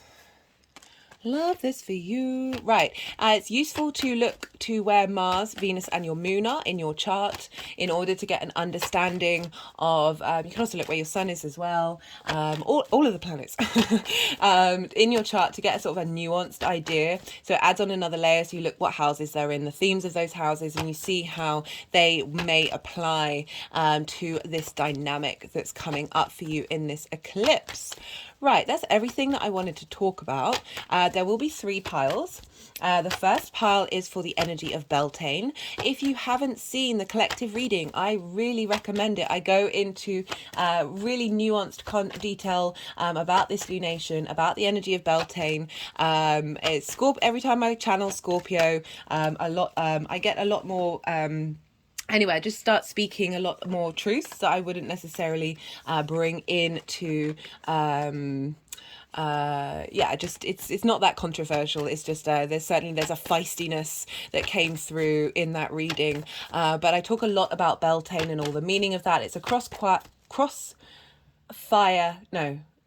quarter fire festival, and these happen between the spring equinoxes, between the equinoxes and the solstices, so it's the midway point between the two.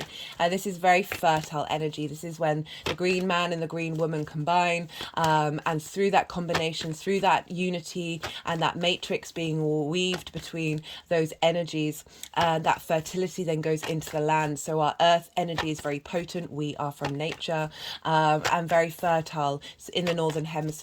It's the other way around in the southern hemisphere, but that's more that fertility is then being from the harvest is then being put back into the earth. We're in between realms here, between the spirit and the earth here, where all, you know, it's more the sort of the ancestors with Samhain, and it's the more the fairy folk for the northern hemisphere. What just flipped over?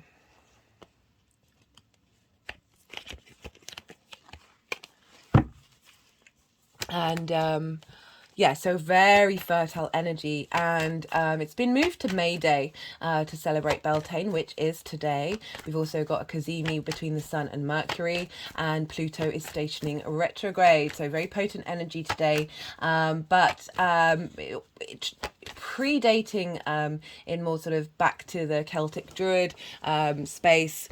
That Beltane was celebrated on the night of the full moon that either fell at the end of April or the beginning of May. So we have this very potent Scorpio energy at play with the Beltane energy of this renewal of life, this appreciation and adoration and reverence for life, for sacred sexuality, and how I talk a lot in the collective reading, and I think I give it into some context in the first introduction of part 1. So if you don't have time, check that one out, of how we have shamed and tried to purify that part of who we are, forgetting that creation energy is in absolutely everything we do, and that, you know, Scorpio rules the sexual organs. That is the base of our power. That is the strength of our power in order for us to bring things into life. So very, very potent energy. And so there's what the first pile will be, that and how that's intermingling with you, what's being offered from the generosity of the earth lines and the dragon lines, the vibrational frequency of that ripening, that reddening, that bloodlust, not the bloodlust, but the flushes of our blood, our pulses quickening, and the Kundalini rising. That's the first pile. The second pile is for the eclipse itself. With some of the readings, it's been highlighting the sort of journey that you've gone on with the South Node, and then energy topping it of what's coming through with this particular eclipse. That was the other card. That was the other card, guys. It was, what was it? The Three of Cups. Was it the Three of Cups? Anyway. Right. Yeah, and then the third pile is how all of this energy is seeding and integrating in this area of your chart, and how that is then cultivating and moving forward for you. Right, so that's everything that I wanted to say. I'm going to keep shuffling until the energies put the deck down. And then this is when I'm quiet. This is when I still my mind and I allow the energies to channel through me. And this is a time of integration. So they'll keep shuffling and then do some energy work, move the cards around into the three piles. And this is a time of stillness, of integration. You've just had a lot of information. And so letting that digest in your form, and then maybe get some intuitive hits about how that connects to you on a personal level. Maybe any intuitive hits you get from the cards that you've seen come out, and then I will start talking again when everything's done, and I will bring in the tarot in relation to those particular energies for each pile. Do bear with me during this process. We need our rest as much. Whoa, we got the Empress and the Emperor, as well as the King and Queen of Pentacles, guys. This is some powerful stuff coming through for you, Taurus. I'm not surprised. Fixed energy has fixed energy can be fixed and stubborn. I say that as most of my chart is fixed energy. All of these eclipses have really been shaking out a lot of embedded ideas of constructs of what we have in those areas of our lives. And yeah, what was I? Yes, so I've completely lost my train of thought. Yeah, so this is a time of integration, intuitive hits, and we need the night and the day. We need the rest and the action. It's all about balance for this energy. So do bear with me during this process, and I shall see you on the other side.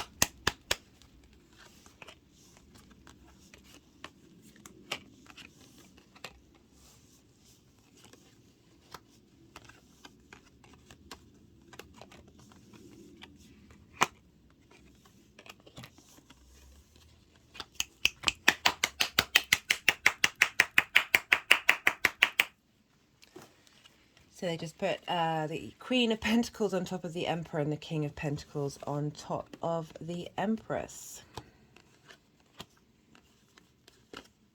Oh, you've got the King and Queen of Cups as well. Goodness me. Taurus. What is this about? Okay, now they're just being...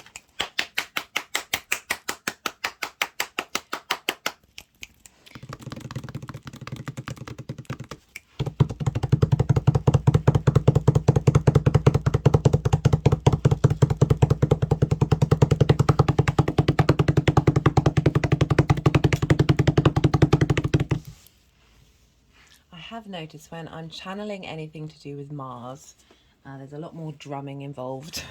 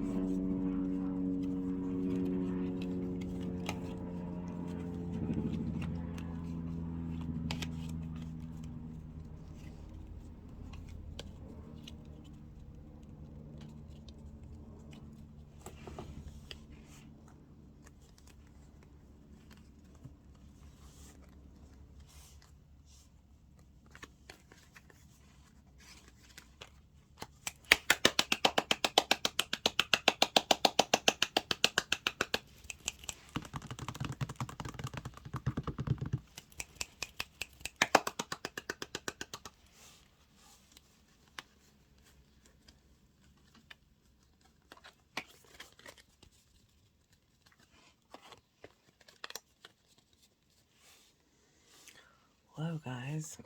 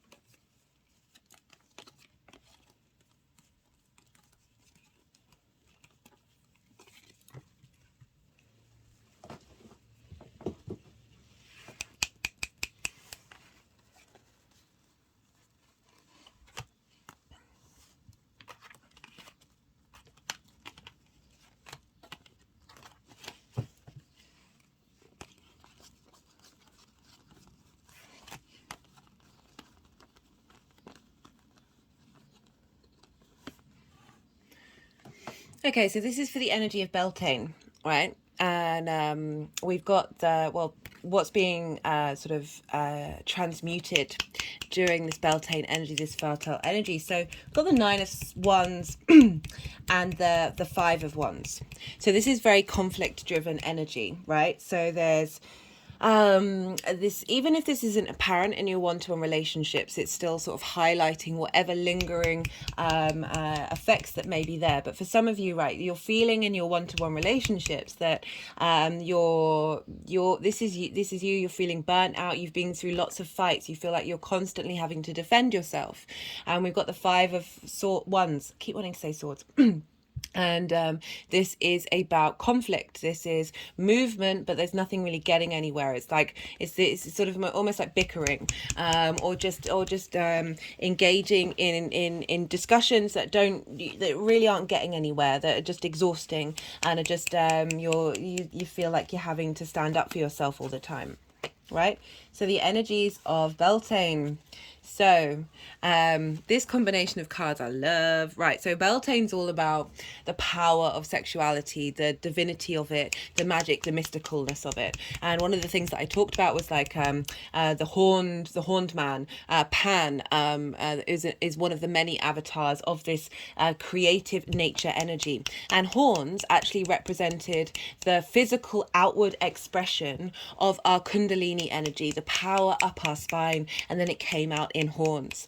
So Christianity use the devil image in order to again purify and separate and shame and blame. And yes, there are elements of the devil where it can take power over you, where you are not in co-creation with it, and you're not in equality in the sacred union of it. But these two cards are basically, for me, they're screaming sacred union. And the fertility energy of that blending of that strength of power of that sexual creation energy. We've got the Knight of Cups, which is very romantic, very dreamy, wanting to defend your emotional space and that innate creative sexual power, this fertility power, this creation energy is bubbling up and helping restore and give you strength and knowledge of your own innate power in any situation. But from a place of love, right? So we've got the Knight of Cups. It's very much about love, but also that innate power and authority. We've got a fair amount of cards for this energy. We've got the Two of Pentacles and the Seven of Cups. Now, The Two of Pentacles in reverse is moving out of survival mode, moving out of juggling two different areas of your life and being able to make decisions. But it's very interestingly because it's been paired with the Seven of Cups, which is actually, it's not, I was just going to say it's a bit, because this is about all about choice, but it just had a hit of like the survival mode. You can't dream, you can't contemplate. You're moving out of that, and now you're able to dream. Now you're able to imagine anything. This isn't necessarily entirely tied down to your seventh house, but because we're intermingling it with the eclipse, like it's for some of you it might mean moving out of a relationship where it had been very combative, and now you are out of that survival mode. You are able to take your own power and then explore and dream about what kind of dynamics you want to be in, whether that is work, friendship, or business. Like all of this applies, that you're now in this space of dreaming and that there are options and choices out there. For those of you where it's not like an ending of something, it's a raising up, a leveling up of a relationship, of being in that fantasy world, that dreamlike space, of being able to be creative with your dynamic, doing lots of different things, bringing in new energy, and really just exploring that space. Because we've got some really beautiful cards crowning this energy. We've got the Page of Cups, we've got Strength, Three of Wands, and the Ten of Cups, right? So the Page of Cups is heralding in a new creative emotional response,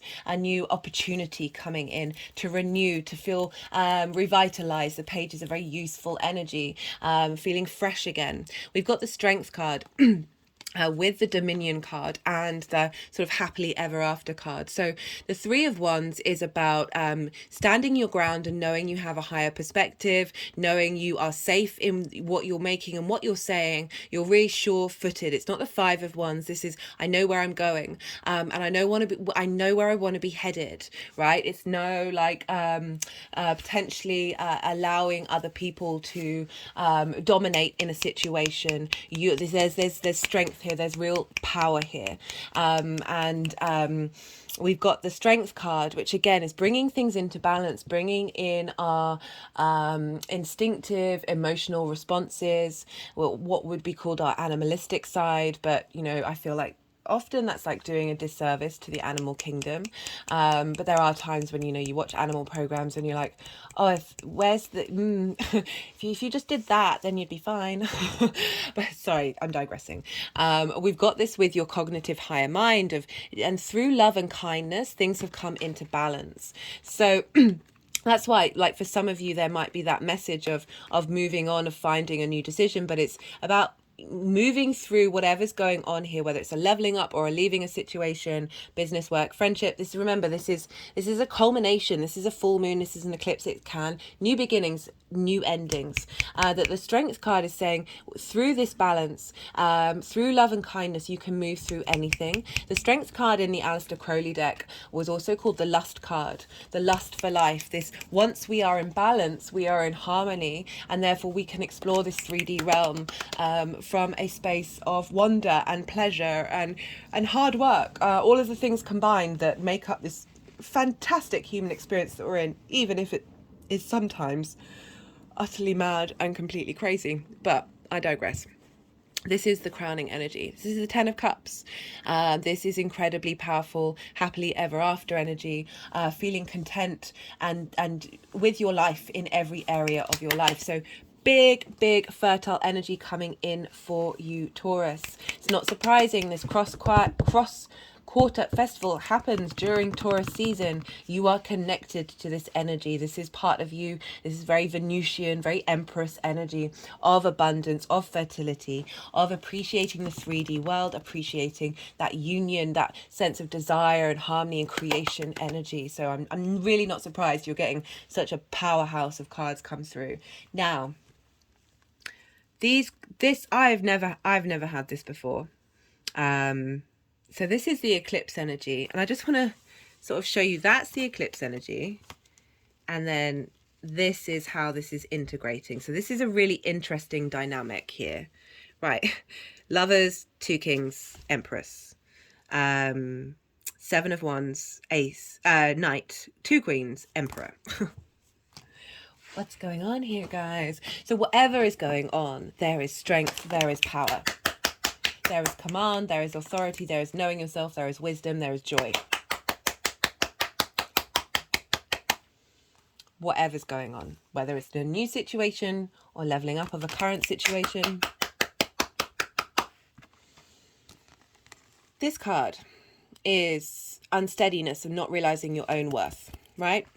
You have something to offer, you are on the higher ground, but so this is the eclipse energy, what you've been working through with that eclipse cycle. And look how unsteady this person is. They've got two different shoes on. They just they're not confident in what the authenticity and the gift that they have to offer. The Knight of Wands coming in saying, no, now I'm championing myself. Now I'm championing my innate passion, my innate drive, my wanting to connect with authentic vibrations that match what I'm putting out here. I'm not second guessing it. I'm not worried about the competition. I am striding in and heading forth and really being able to defend yourself in these relationships, however that turns out. Whether there's conscious strife or not, this is now a real leveling up of your autonomy in a one-to-one relationship, right? So we have a lot of codependency there. It can affect all of our relationships. And for the crowning energy of this eclipse, now, one of the things that I said about what I really liked about this eclipse, because we're dealing with Mars and Venus. Mars is in Cancer, a yin, night, feminine sign. And Venus is in Gemini, a yang, day, masculine sign. So we've got this melding here, which is showing up in your cards, of the fact we have the feminine, masculine spirit within us all. The more that we understand and harmonize these energies and realize that they're all just, everything is all on the same page, it's just coming from a different angle, right? Everything comes from creator source and from love. That having the king and queen here, so you've got that earth and water coming in of Taurus and of Scorpio. You've got this very nourishing, very supportive energy with the Emperor of claiming your own authority. What did I talk about? You're moving from the Seven of Wands to the Knight of Wands, of really, and then moving on to the King of Kings, the Emperor, Aries energy. So again, more fire energy of really knowing your inner sovereignty, the wisdom in which you take actions. You're not second guessing yourself. You're very sure of what it is that you want from these dynamics. And moving forward, we've got the Lovers card. So this is not just about the lovers. It's about having integrated self. You are able to make the right decisions for you in the long term. This is the feminine, the masculine, the spirit, the animal kingdom, the elements. And interestingly here, whatever you think about the Adam and Eve story, is telling a very poignant archetypal story of knowledge. And with knowledge, we are able to make informed decisions. And that's... Sorry guys, I just had to get up and shut my window. I don't usually have my window open, but it's a warm day today. And next door is drilling in their it's a bank holiday, so they're working on renovating their house, and it's right next door. So it's that kind of disruption of the Garden of Eden, where there is no soaring noise going on, and going out into the world where it's a bit more disruptive, but with that integration and knowledge and wisdom, that you're able to make the right decisions for you. However, it can also mean union. It's linked into the twins. Gemini is about duality. It's about appreciating every part of somebody and being able to have that in return. And it can be every part of yourself as well. It's not just about those intimate relationships, but we are dealing with the seventh house. So it's the more you integrate and have compassion and understanding and the inner authority of yourself, the more that vibrates out into your relationships. And then for the energy moving forward, we've got the King of Cups, the King of Pentacles, and the Empress, right? So again, we've got now this certainty, this authority of taking action with the water, the Scorpio, and the Taurus, and then the Empress card crowning it, of feeling abundant, of feeling fertile and appreciative of this 3D realm. Of there's this ease, this flow, this love coming in. It is the Venus card. And so just however that shows up. I mean, it's so easy to read love into this, but I am mindful of those of you who aren't in that situation and don't want that in your life, and it's not part of it. So all of this is inward as well. This is about the unifying of the masculine and feminine within you and bringing them into balance and bringing them into harmony. And I like how it's ending on the Empress, because it's kind of saying we can be serious and we can be wise, but it's, you know, we've got to have fun at the same time. We've got to enjoy, we've got to feel good, we've got to feel pleasure about these relationships, business, friendship, romantic, whatever they are. And I do like the fact that the queens were with the Emperor and the kings were with the Empress, of highlighting we have those things within us. They are not separate. And it's really showing with that eclipse that everything's culminating, everything's coming together. It's beautiful, Taurus. I was not expecting that one. Right, so I'm going to pull some clarification cards. Yeah, if you haven't watched the collective reading, I really recommend you check it out for the Beltane energy alone. I also talk a lot about trauma linked into relationships as well, and just generally, yeah, I think considering how strong your message was about that intermingling of the feminine and masculine might be a good idea, Taurus. Got teaching and learning. Interesting. Very, very interesting. You've been learning how to make the decisions that you need to make, and learning how to love again, perhaps. Learning to love again from this purified, refined state, and realizing that your priorities may be different now, and have raised up in a frequency. We've cleared a lot of soul contracts. We're starting new soul contracts, and that doesn't mean the end of relationships. It means that those relationships are shifting and changing, because, you know, the people around us are also doing so. It could be, for some of you, the one-to-one relationships with students, if you're a teacher, or finding a teacher that matches your frequency. Also, really, the message is now coming in, is like relationships are about learning all the time and teaching each other and growing with one another. It's a constant state of evolution, and it's nothing to be afraid of. This idea of relationships being stuck and people being stuck as the same people that they were, you've got to recommit to these environments, business, friendship, romantic, over and over and over again, rather than taking each other for granted. I mean, that's just across the board. I wish that for everybody. Right, this is all the decks are in the description box, if any of them take your fancy. This is the numerology, no, not the numerology, the First Light Tarot. Whom may I help?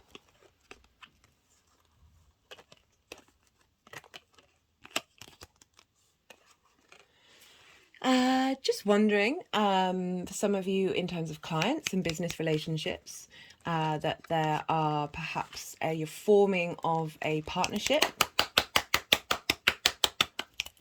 with these energies. Could very much be that. For some of you, that might be a personal message. This is a mixture of major arcana, question cards, statement cards, and keyword cards. Let's see what wants to come through for Taurus. That was far too many.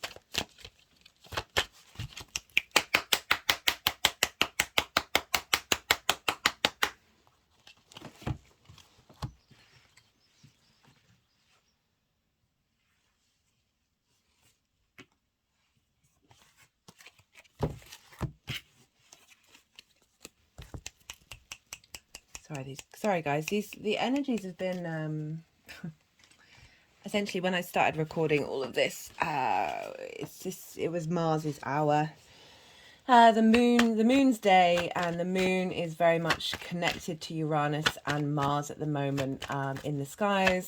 There's a lot of frenetic, playful energy. I'm also dealing with eclipse energy, so it's understandable that the energies are a bit kind of like all of the decks, everything all at once. Thanks.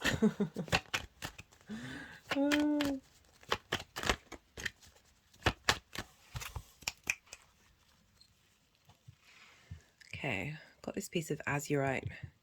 I think malachite's in this. No, I think it's just azurite. I'll put it in the description box. Got it here because this poster of Venus that I have, which is down here, is curling up a little bit, and I want to honor her by holding that down. But they wanted you to see that. Let me get my book of... This is a fantastic book. It was quite a purchase, but totally worth it. This wonderful woman called Melody channeled all these different crystals and the meanings of them, and I get very forgetful with crystals, and so I'm forever grateful that I have this resource to tap into, because the crystals do want to come out and play, and they are such powerful support tools for us. As you write, it's known as the Stone of Heaven. Let me see if I can hold this up. It stimulates the pursuit of the heavenly self, providing for guidance via the third eye and allowing for precise verbalization of psychic experiences. It awakens the development of the psychic self and provides for insight into all areas of one's life. It also promotes the recognition of intuitive information, which is relevant to the loving ways to further the talents. It is the great benefactor, controlling the flow of energy and admitting precisely the amount of energy required in any situation. It helps enhance creative ability and helps to eliminate indecision and worries which are quietly agitating in the back of one's mind. It's making me think of the Lover's card of helping you being able to make the right decisions based on what is good for you. Let's try and get that into... Is that zoom?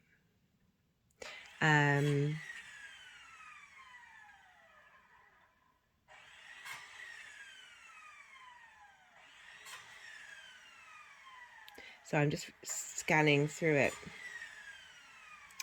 It enhances creativity, mellows the intellect with love, helps one to maintain communication from the heart space, and stimulates one's compassion and empathetic nature. It also enhances self-confidence, allowing for invincibility when required. Right, so that's that combination of the love and the strength of the Emperor coming in. Right, let's get some cards for you, and then, yeah, great message, guys. Really like what's coming through. Very strong, potent energy. Okay.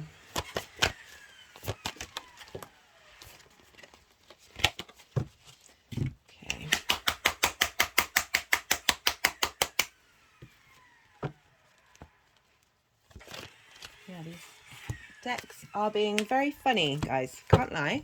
I can just, the energy in my arms, and they're just feeling a lot of resistance from the deck, so I'm just wondering if that's the end of the messages and that they don't want to bring anything more through for Taurus.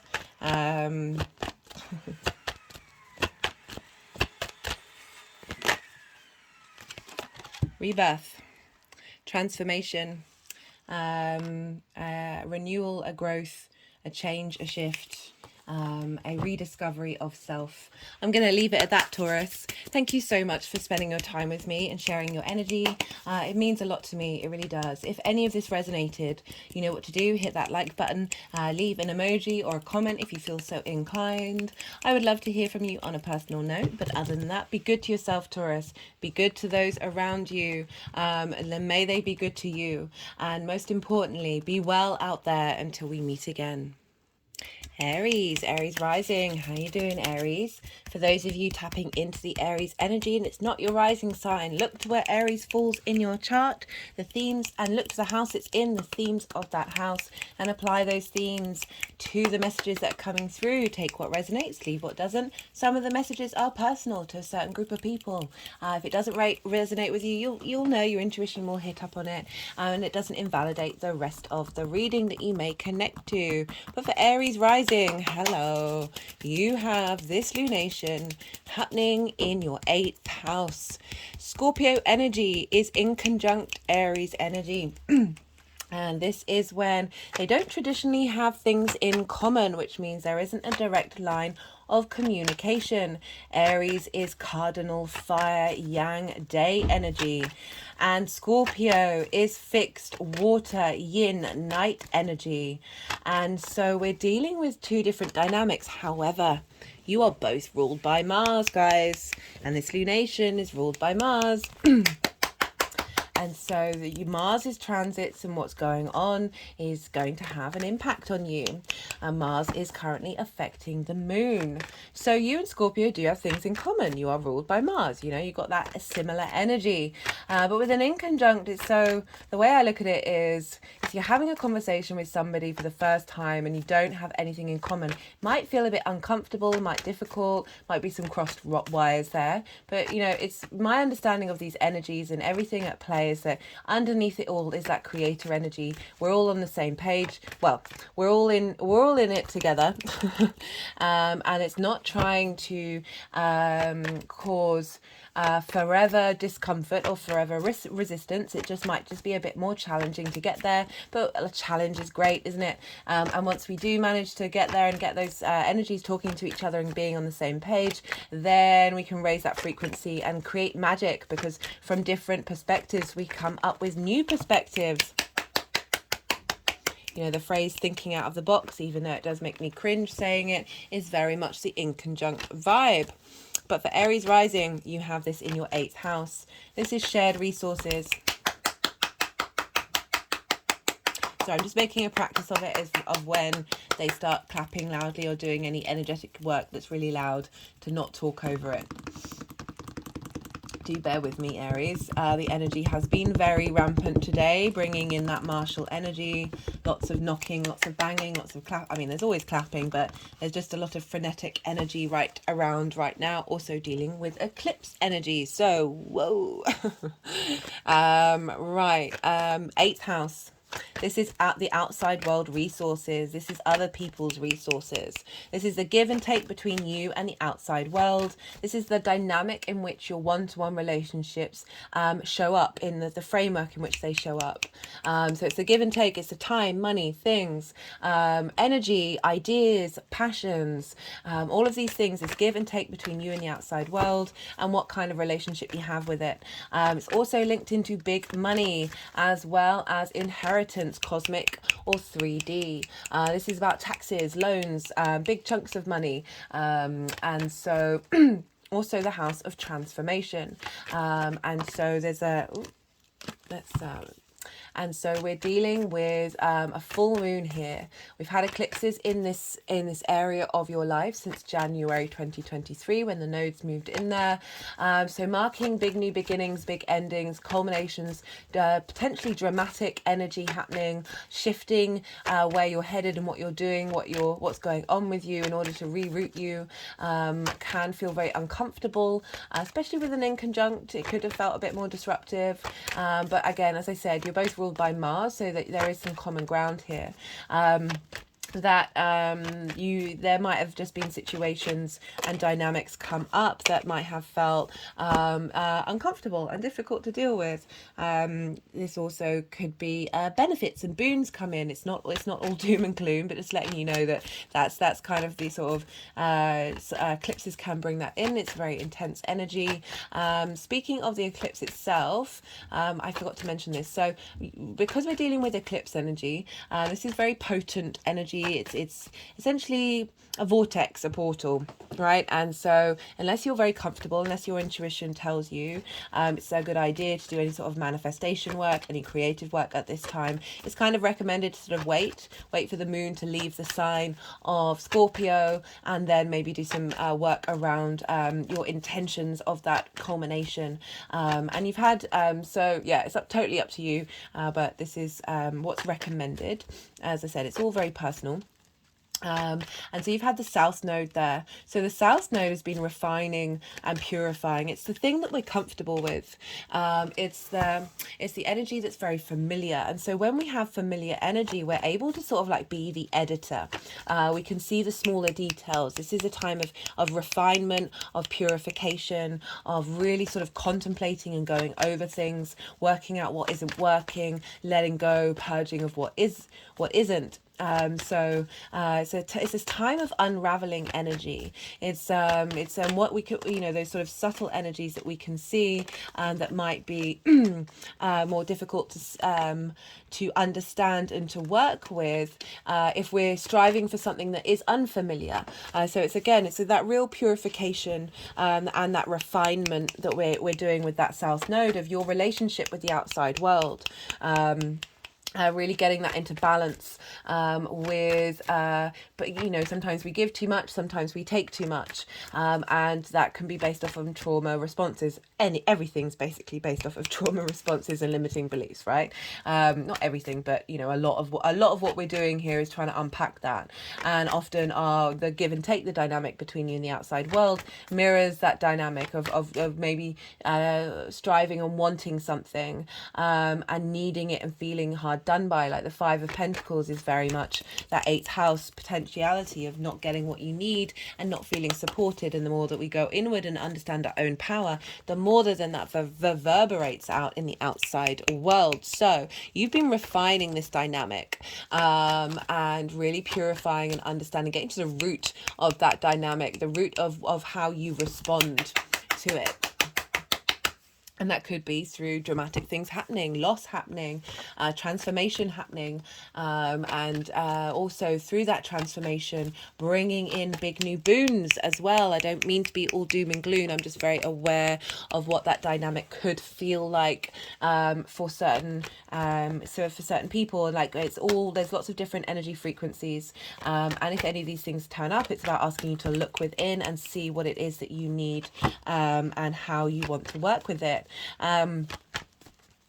So inheritance, as I said, may come in. We've got a culmination here, a full moon, a lunar eclipse. So it's a penumbral eclipse where the outer shadow of the earth, like not the deep core shadow, which is the umbra, the outer shadow of the earth is covering just a little bit of the moon. And the way that I've channeled this is clearing out that kind of subtle energy that we might not have noticed, of those soul contracts, those soul traumas, of like a completion of all the finer details of this cycle, this purging cycle. And so it might not be as impactful as a sort of more of a a full lunar eclipse, but it's just impactful in a different way. I don't mean to discredit it in any way. The messages that have been coming through have been really lovely, very, very potent energy here for us all, a sort of a release of moving out of these fixed signs, although we will be having a Taurus eclipse at the end of the year, but the nodes won't be there, so it'll be different. That was half the deck. That was the Page of Cups. We'll see if that wants to come out. So this is a culmination of all that refinement that you're doing, and a culmination is often like a reward, like of a sort of, hey, here's the universe matching what you put out there. You may feel this all around the time of the eclipse. You may get sort of big things happening to you. All depends on your personal chart and lots of other things. Or you may get sort of subtle hints about what's going to turn up, because eclipses have a longer cycle. So things might not become clear until later on down the road. But this is a time of things coming to a head. Right, so that's the 8th house in this eclipse. Because we're dealing with Mars, because it rules Scorpio, we look to where Mars is, and Mars currently for you is in your 4th house in the sign of Cancer. This is squaring your Aries energy. I've done a part 2 of Mars in Cancer series if you want to check that out for the second half of Mars's journey, but this is squaring your Aries energy, so an aspect of Mars potentially bringing up conflict, drama and frustration. If it does, it's helping you know what you're releasing and letting go of. But otherwise, it's that friction that we need to manifest in the 3D realm, and that's in your fourth house of your roots, your foundations, your ancestors, your lineage, your parents, the roof over your head, your private life. So Mars is in the sign of the moon, and the moon is in the sign of Mars, and they are trining one another. A trine is an aspect of Jupiter. This is bringing about elevation, cohesion, a sense of wisdom, innate wisdom, knowing. There's inspiration here, there's opportunities, and sort of that sense of abundance and luck, because the more that we know ourselves, the more of that innate wisdom that we have, the more our frequency gets in alignment with the universe of what it can provide for us, right? And so these two energies, Mars and the moon, they're in each other's sign. The moon, our unconscious, our drives, our instinctive and emotional responses, our needs, how we nourish ourselves, how we nourish others. How are you being nourished by the outside world? How are you nourishing it? What sort of dynamic do you want? And Mars, where Mars is in your home, your roots, your foundations, what motivates you to take action based on your intuition, strengthening that intuition of the moon, feeding those motivations in your home of what kind of foundations you want, what home you want, what relationship, how you're motivated to move in your home, and from what strong foundations that's feeding into the moon of how does that then affect you in the outside world, having, you know, that strength in your roots and your foundations. And because we're dealing with Taurus, where the sun is, we look to where Venus is, because Venus rules Taurus. And so what's going on with Venus will be impacting the sun. And Venus is in your third house of communication. This is sextiling your Aries energy. So this is an aspect of Venus wanting to bring creativity, harmony, appreciation, value, love, desire, connection in the way that you communicate and how you embody that in your actions and your deeds. So we've got this strong boost from Venus feeding into Taurus, which is in your second house of your values, how you manifest, how you value yourself, and how you bring in money. Your ability to communicate and understand your value system, your ability to see clearly about of how you value yourself, and therefore shift and being able to communicate that. And that's bringing in this culmination of those strong foundations where Mars is into the moon of, right, how do we get that in balance with you and the outside world? Love it. Look to where your Mars, Venus, Moon and Sun are in your chart, because they're all going to play a part in adding you an extra layer. Look to the houses that they're in of how you make this personal to your experience. That's everything I think I wanted to say. I'm going to keep shuffling until the energies put the deck down, and this is when I go quiet, when I quieten my mind and allow the channeling to come through. This is a time of integration. You've just had a lot of information, and so the energies are going to want to, when all the cards have come out, do some energy work, move the cards around, put them in the right piles, and then I'll start talking again. But that in-between phase of when I'm not talking, this is a time of integration. As I said, you've just had a lot of information. See what your intuitive hits are in terms of your own personal experience, what you've got from potentially seeing the cards come up, and what you may have picked up on and how they resonate with you, and just generally just being still and quiet. We need our rest as well as we need our action. This is all about balance and harmony. Oh, that reminds me, talking of balance and harmony, I forgot to mention there will be 3 piles. The first pile is the Beltane energy, and this is very potent. This is a cross quarter fire festival, and this is all about harmonizing the masculine and feminine energies to create energy and put that vitality into the earth. If you haven't checked out the collective reading, I go into all of this in way more detail. I talk about it in a bit more detail in the first introduction in part 1. If you don't have time, I appreciate it went over to about 3 hours. I usually try and limit the lunation videos to 2 hours, but messages just kept wanting to come through. So it's a shortened version is in part 1. And so the first pile will be about that Beltane energy, that fertile, ripe energy source that we're is being transferred from nature, and how grateful we are for it. And all this is interlinked because even though today is May Day, which is now where we celebrate Beltane traditionally, before all that, Beltane would be celebrated at the first full moon that either ended at the end, either was at the end of April or was at the beginning of May. And I talk more about the reasoning behind that in a collective reading. So all this Beltane energy is intermingled in with this eclipse. The second pile is the eclipse itself. For some of the readings, it's shown up cards of the journey that you've been on with that eclipse cycle, and then the crowning energy of the eclipse itself. And then the second pile is how all of this energy is integrating and seeding into this area of your chart. For you, Aries rising, that's the 8th house, and how that's elevating and leveling up and moving forward. Right, now I'm going to be quiet. I'm going to let the energies do what they need to do, and I will see you on the other side.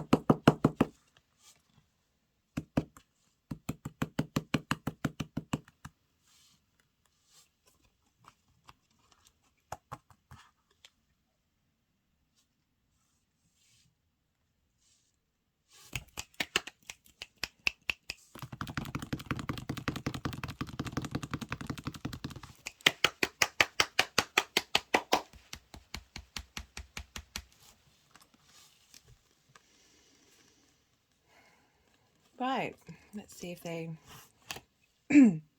want to keep going.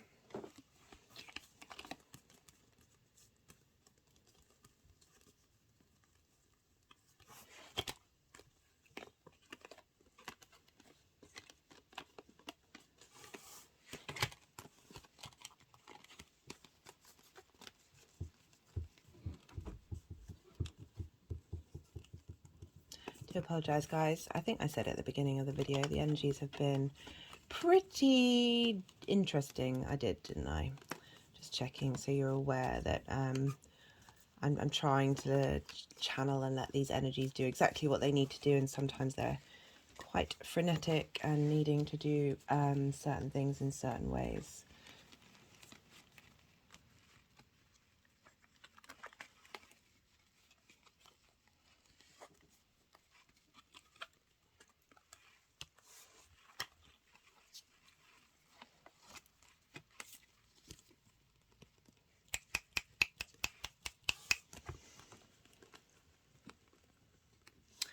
So the energy of Beltane, we've got some lovely cards coming through here. We've got the Three of Cups, so this is that fertile energy coming in.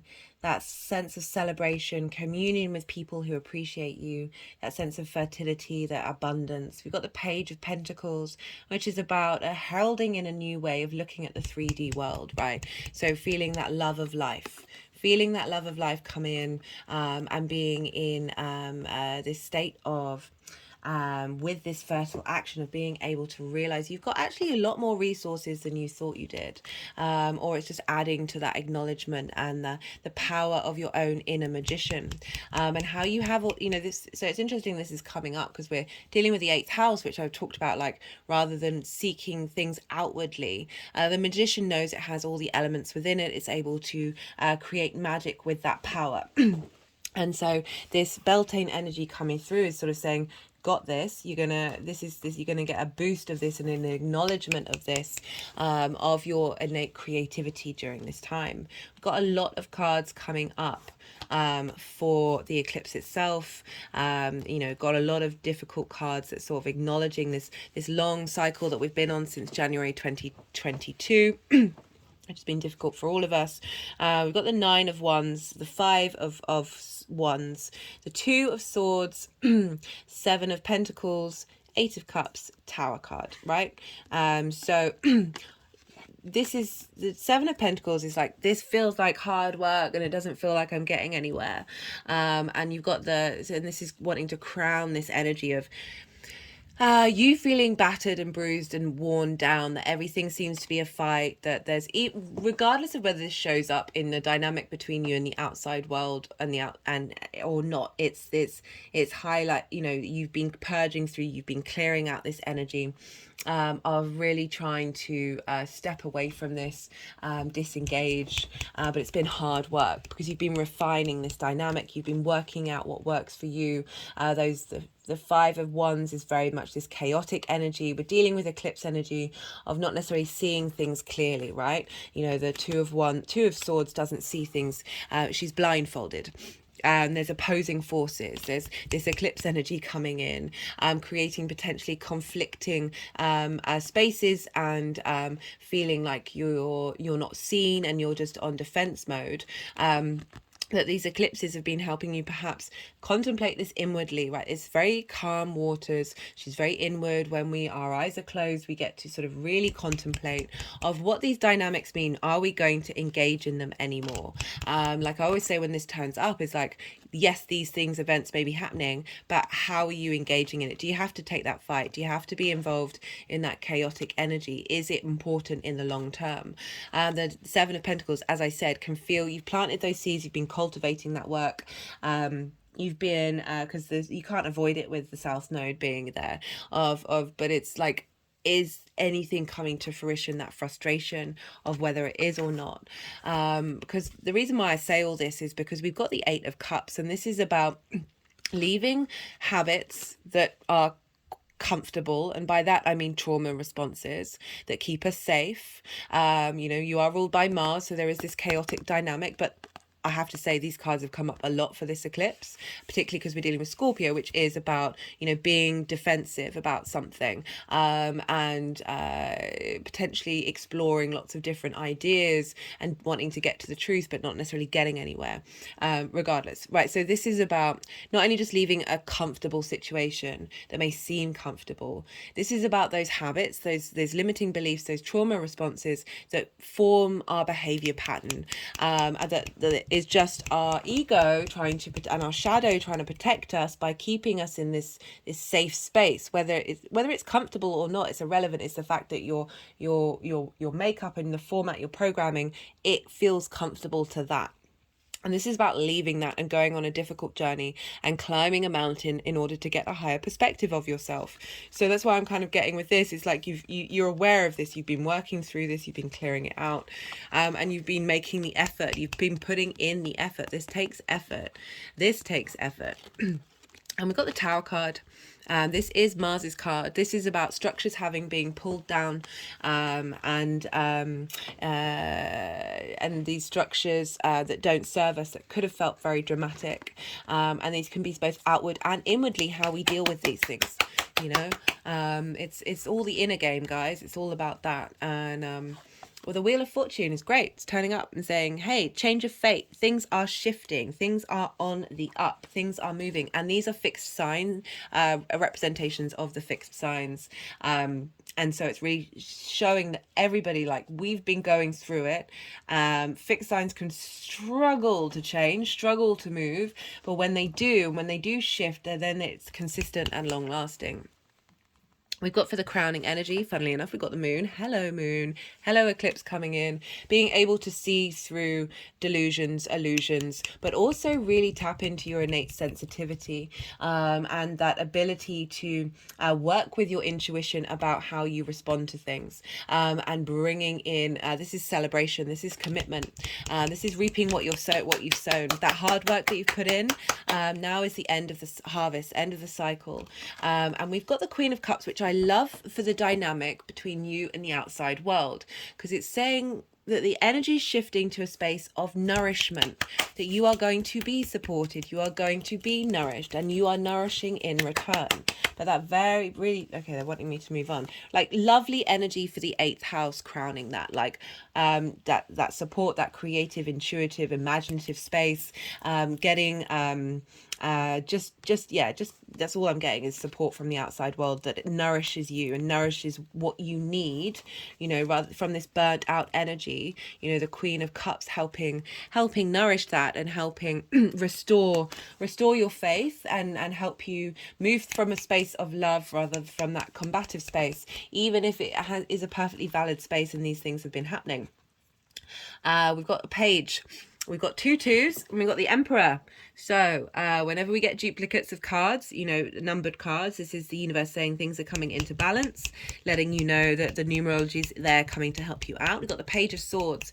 This is the energy, all of this energy integrating and moving forwards. The Page of Swords is looking backwards but moving forwards. It's acknowledging that there's a shift and a change of a dynamic. We've got sword energy. It's mental. It's how you think about things, heralding in a new way of engaging with this dynamic. Yes, you may still be looking to the past, but it's not to inform your future. I always say, be compassionate to the past, be present in the now, and be open with be with an open heart to the future. Like, don't try and control it, but we are, you know, you have to be aware of our past, future and present. Otherwise, well, yeah, you don't have to be, but it helps. We've got the Two of Pentacles, Two of Cups.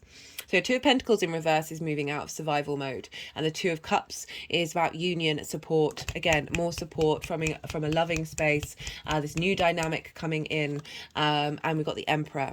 So this is authority. Whether this is the authority of the outside world or your own innate authority, you are able to cultivate your own inner sovereignty. Take the actions that you need in order to create. This is the King of Kings. There's wisdom here. There's understanding. rising. It's very raised up Aries energy. You've had Jupiter in your sign for a really long time. It's going to move into Taurus on the 16th of May. So this is like the crowning part of Jupiter being there. I've noticed it with everyone across the board, wherever Aries falls in their chart, they're just feeling a little more confident in who they are and not reactive.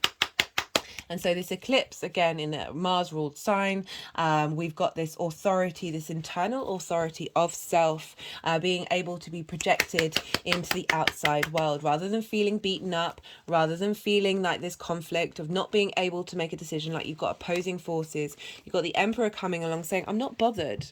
I'm not bothered. I have my own resources, the Magician. I know what I'm doing. If you want to help, help.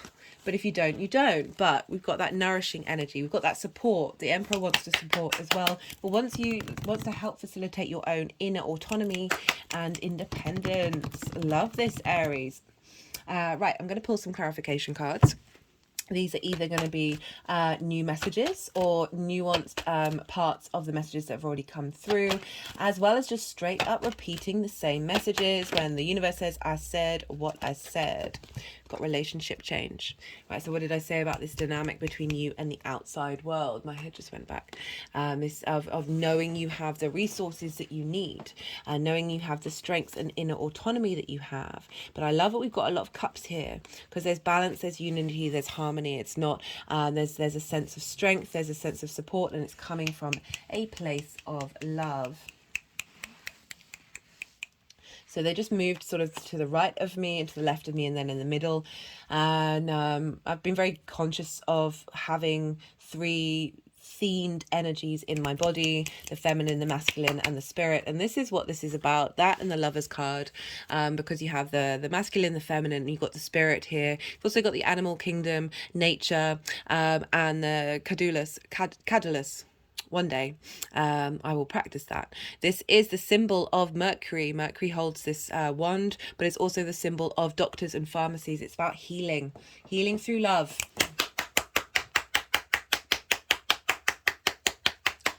It's all we can do. It has this, our heart has the strongest vibrational frequency. It's a very, very powerful mechanism. But I like that there's strength here. I like that there's confidence in what you're doing and what you have. We've got the past. Looking to the past with love, looking to the future with love, being able to move through that space and appreciate that that dynamic is no longer with you, but it was part of your journey to get you here. Those soul contracts, like I talked about, we're shifting into a new space of them. Got the Devil, that just came flying out. Trapped, loss of freedom, fear, ruthlessness. That fear dynamic is very, very prevalent in us. It's not surprising.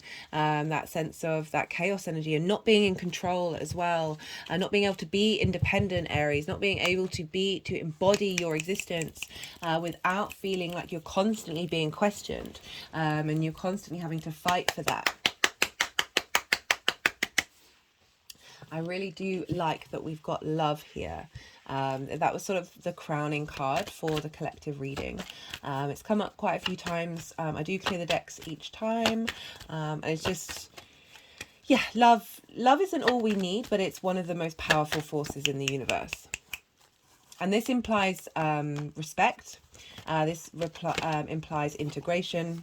And this, but doing so while being real as well. They're looking each other in the eye.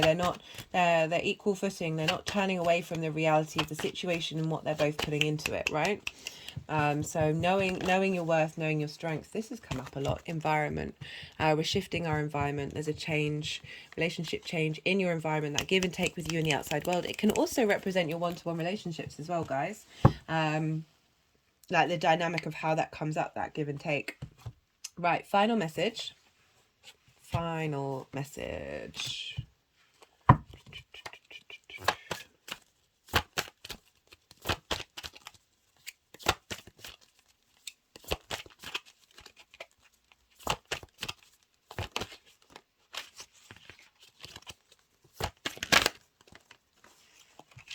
Got the Chariot. This is the Cancer card. This is where Mars is. Drive, determination, ambition, emotional control.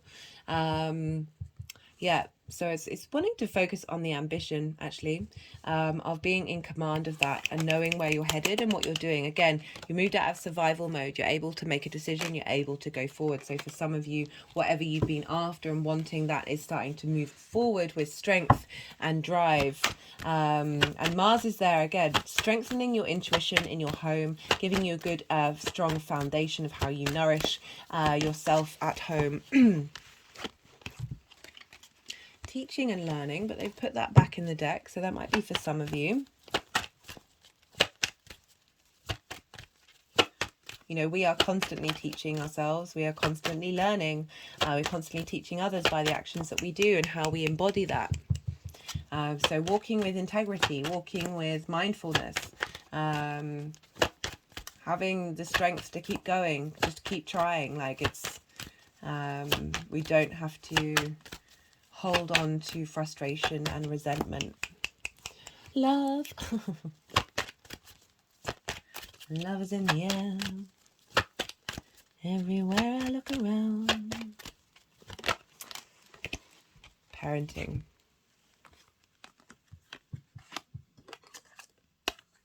Interesting. So you've got 2 pages here.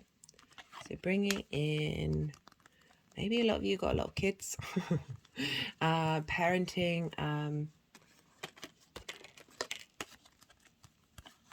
For me, parenting is like being the grown-up in the room to yourself.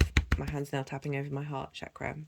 That all of this energy, we can still engage in this youthful energy, this celebratory energy, this being able to make decisions and move forward from a space of support and nourishment to yourself, like from a long-term perspective, from that sense of, you know, it says emotional control there, like really being able to bring in the wisdom of the elders and the use of the children and combine that in our current form. And the more that we do that, the more that we walk with strength and love. Right, Aries, I'm going to leave it at that. Something's moving quickly. The Chariot is one of the fastest cards in the deck. It's about being in balance. It's about being in control, knowing the resources that you have, regardless of what the world throws at you. So rather than that 9 of Wands where you're battered, you're bruised, you're worn down, you're engaging in that combat, the Chariot, the driver in it is victory. It's like you're able to move through the world, whatever is being thrown at you, still with strength and internal determination. Right, Aries, I really enjoyed that reading. I hope it resonated. If it did, hit that like button, leave a comment, whatever you feel like. If you want to pay this energy forward and send this resonation of integration out there.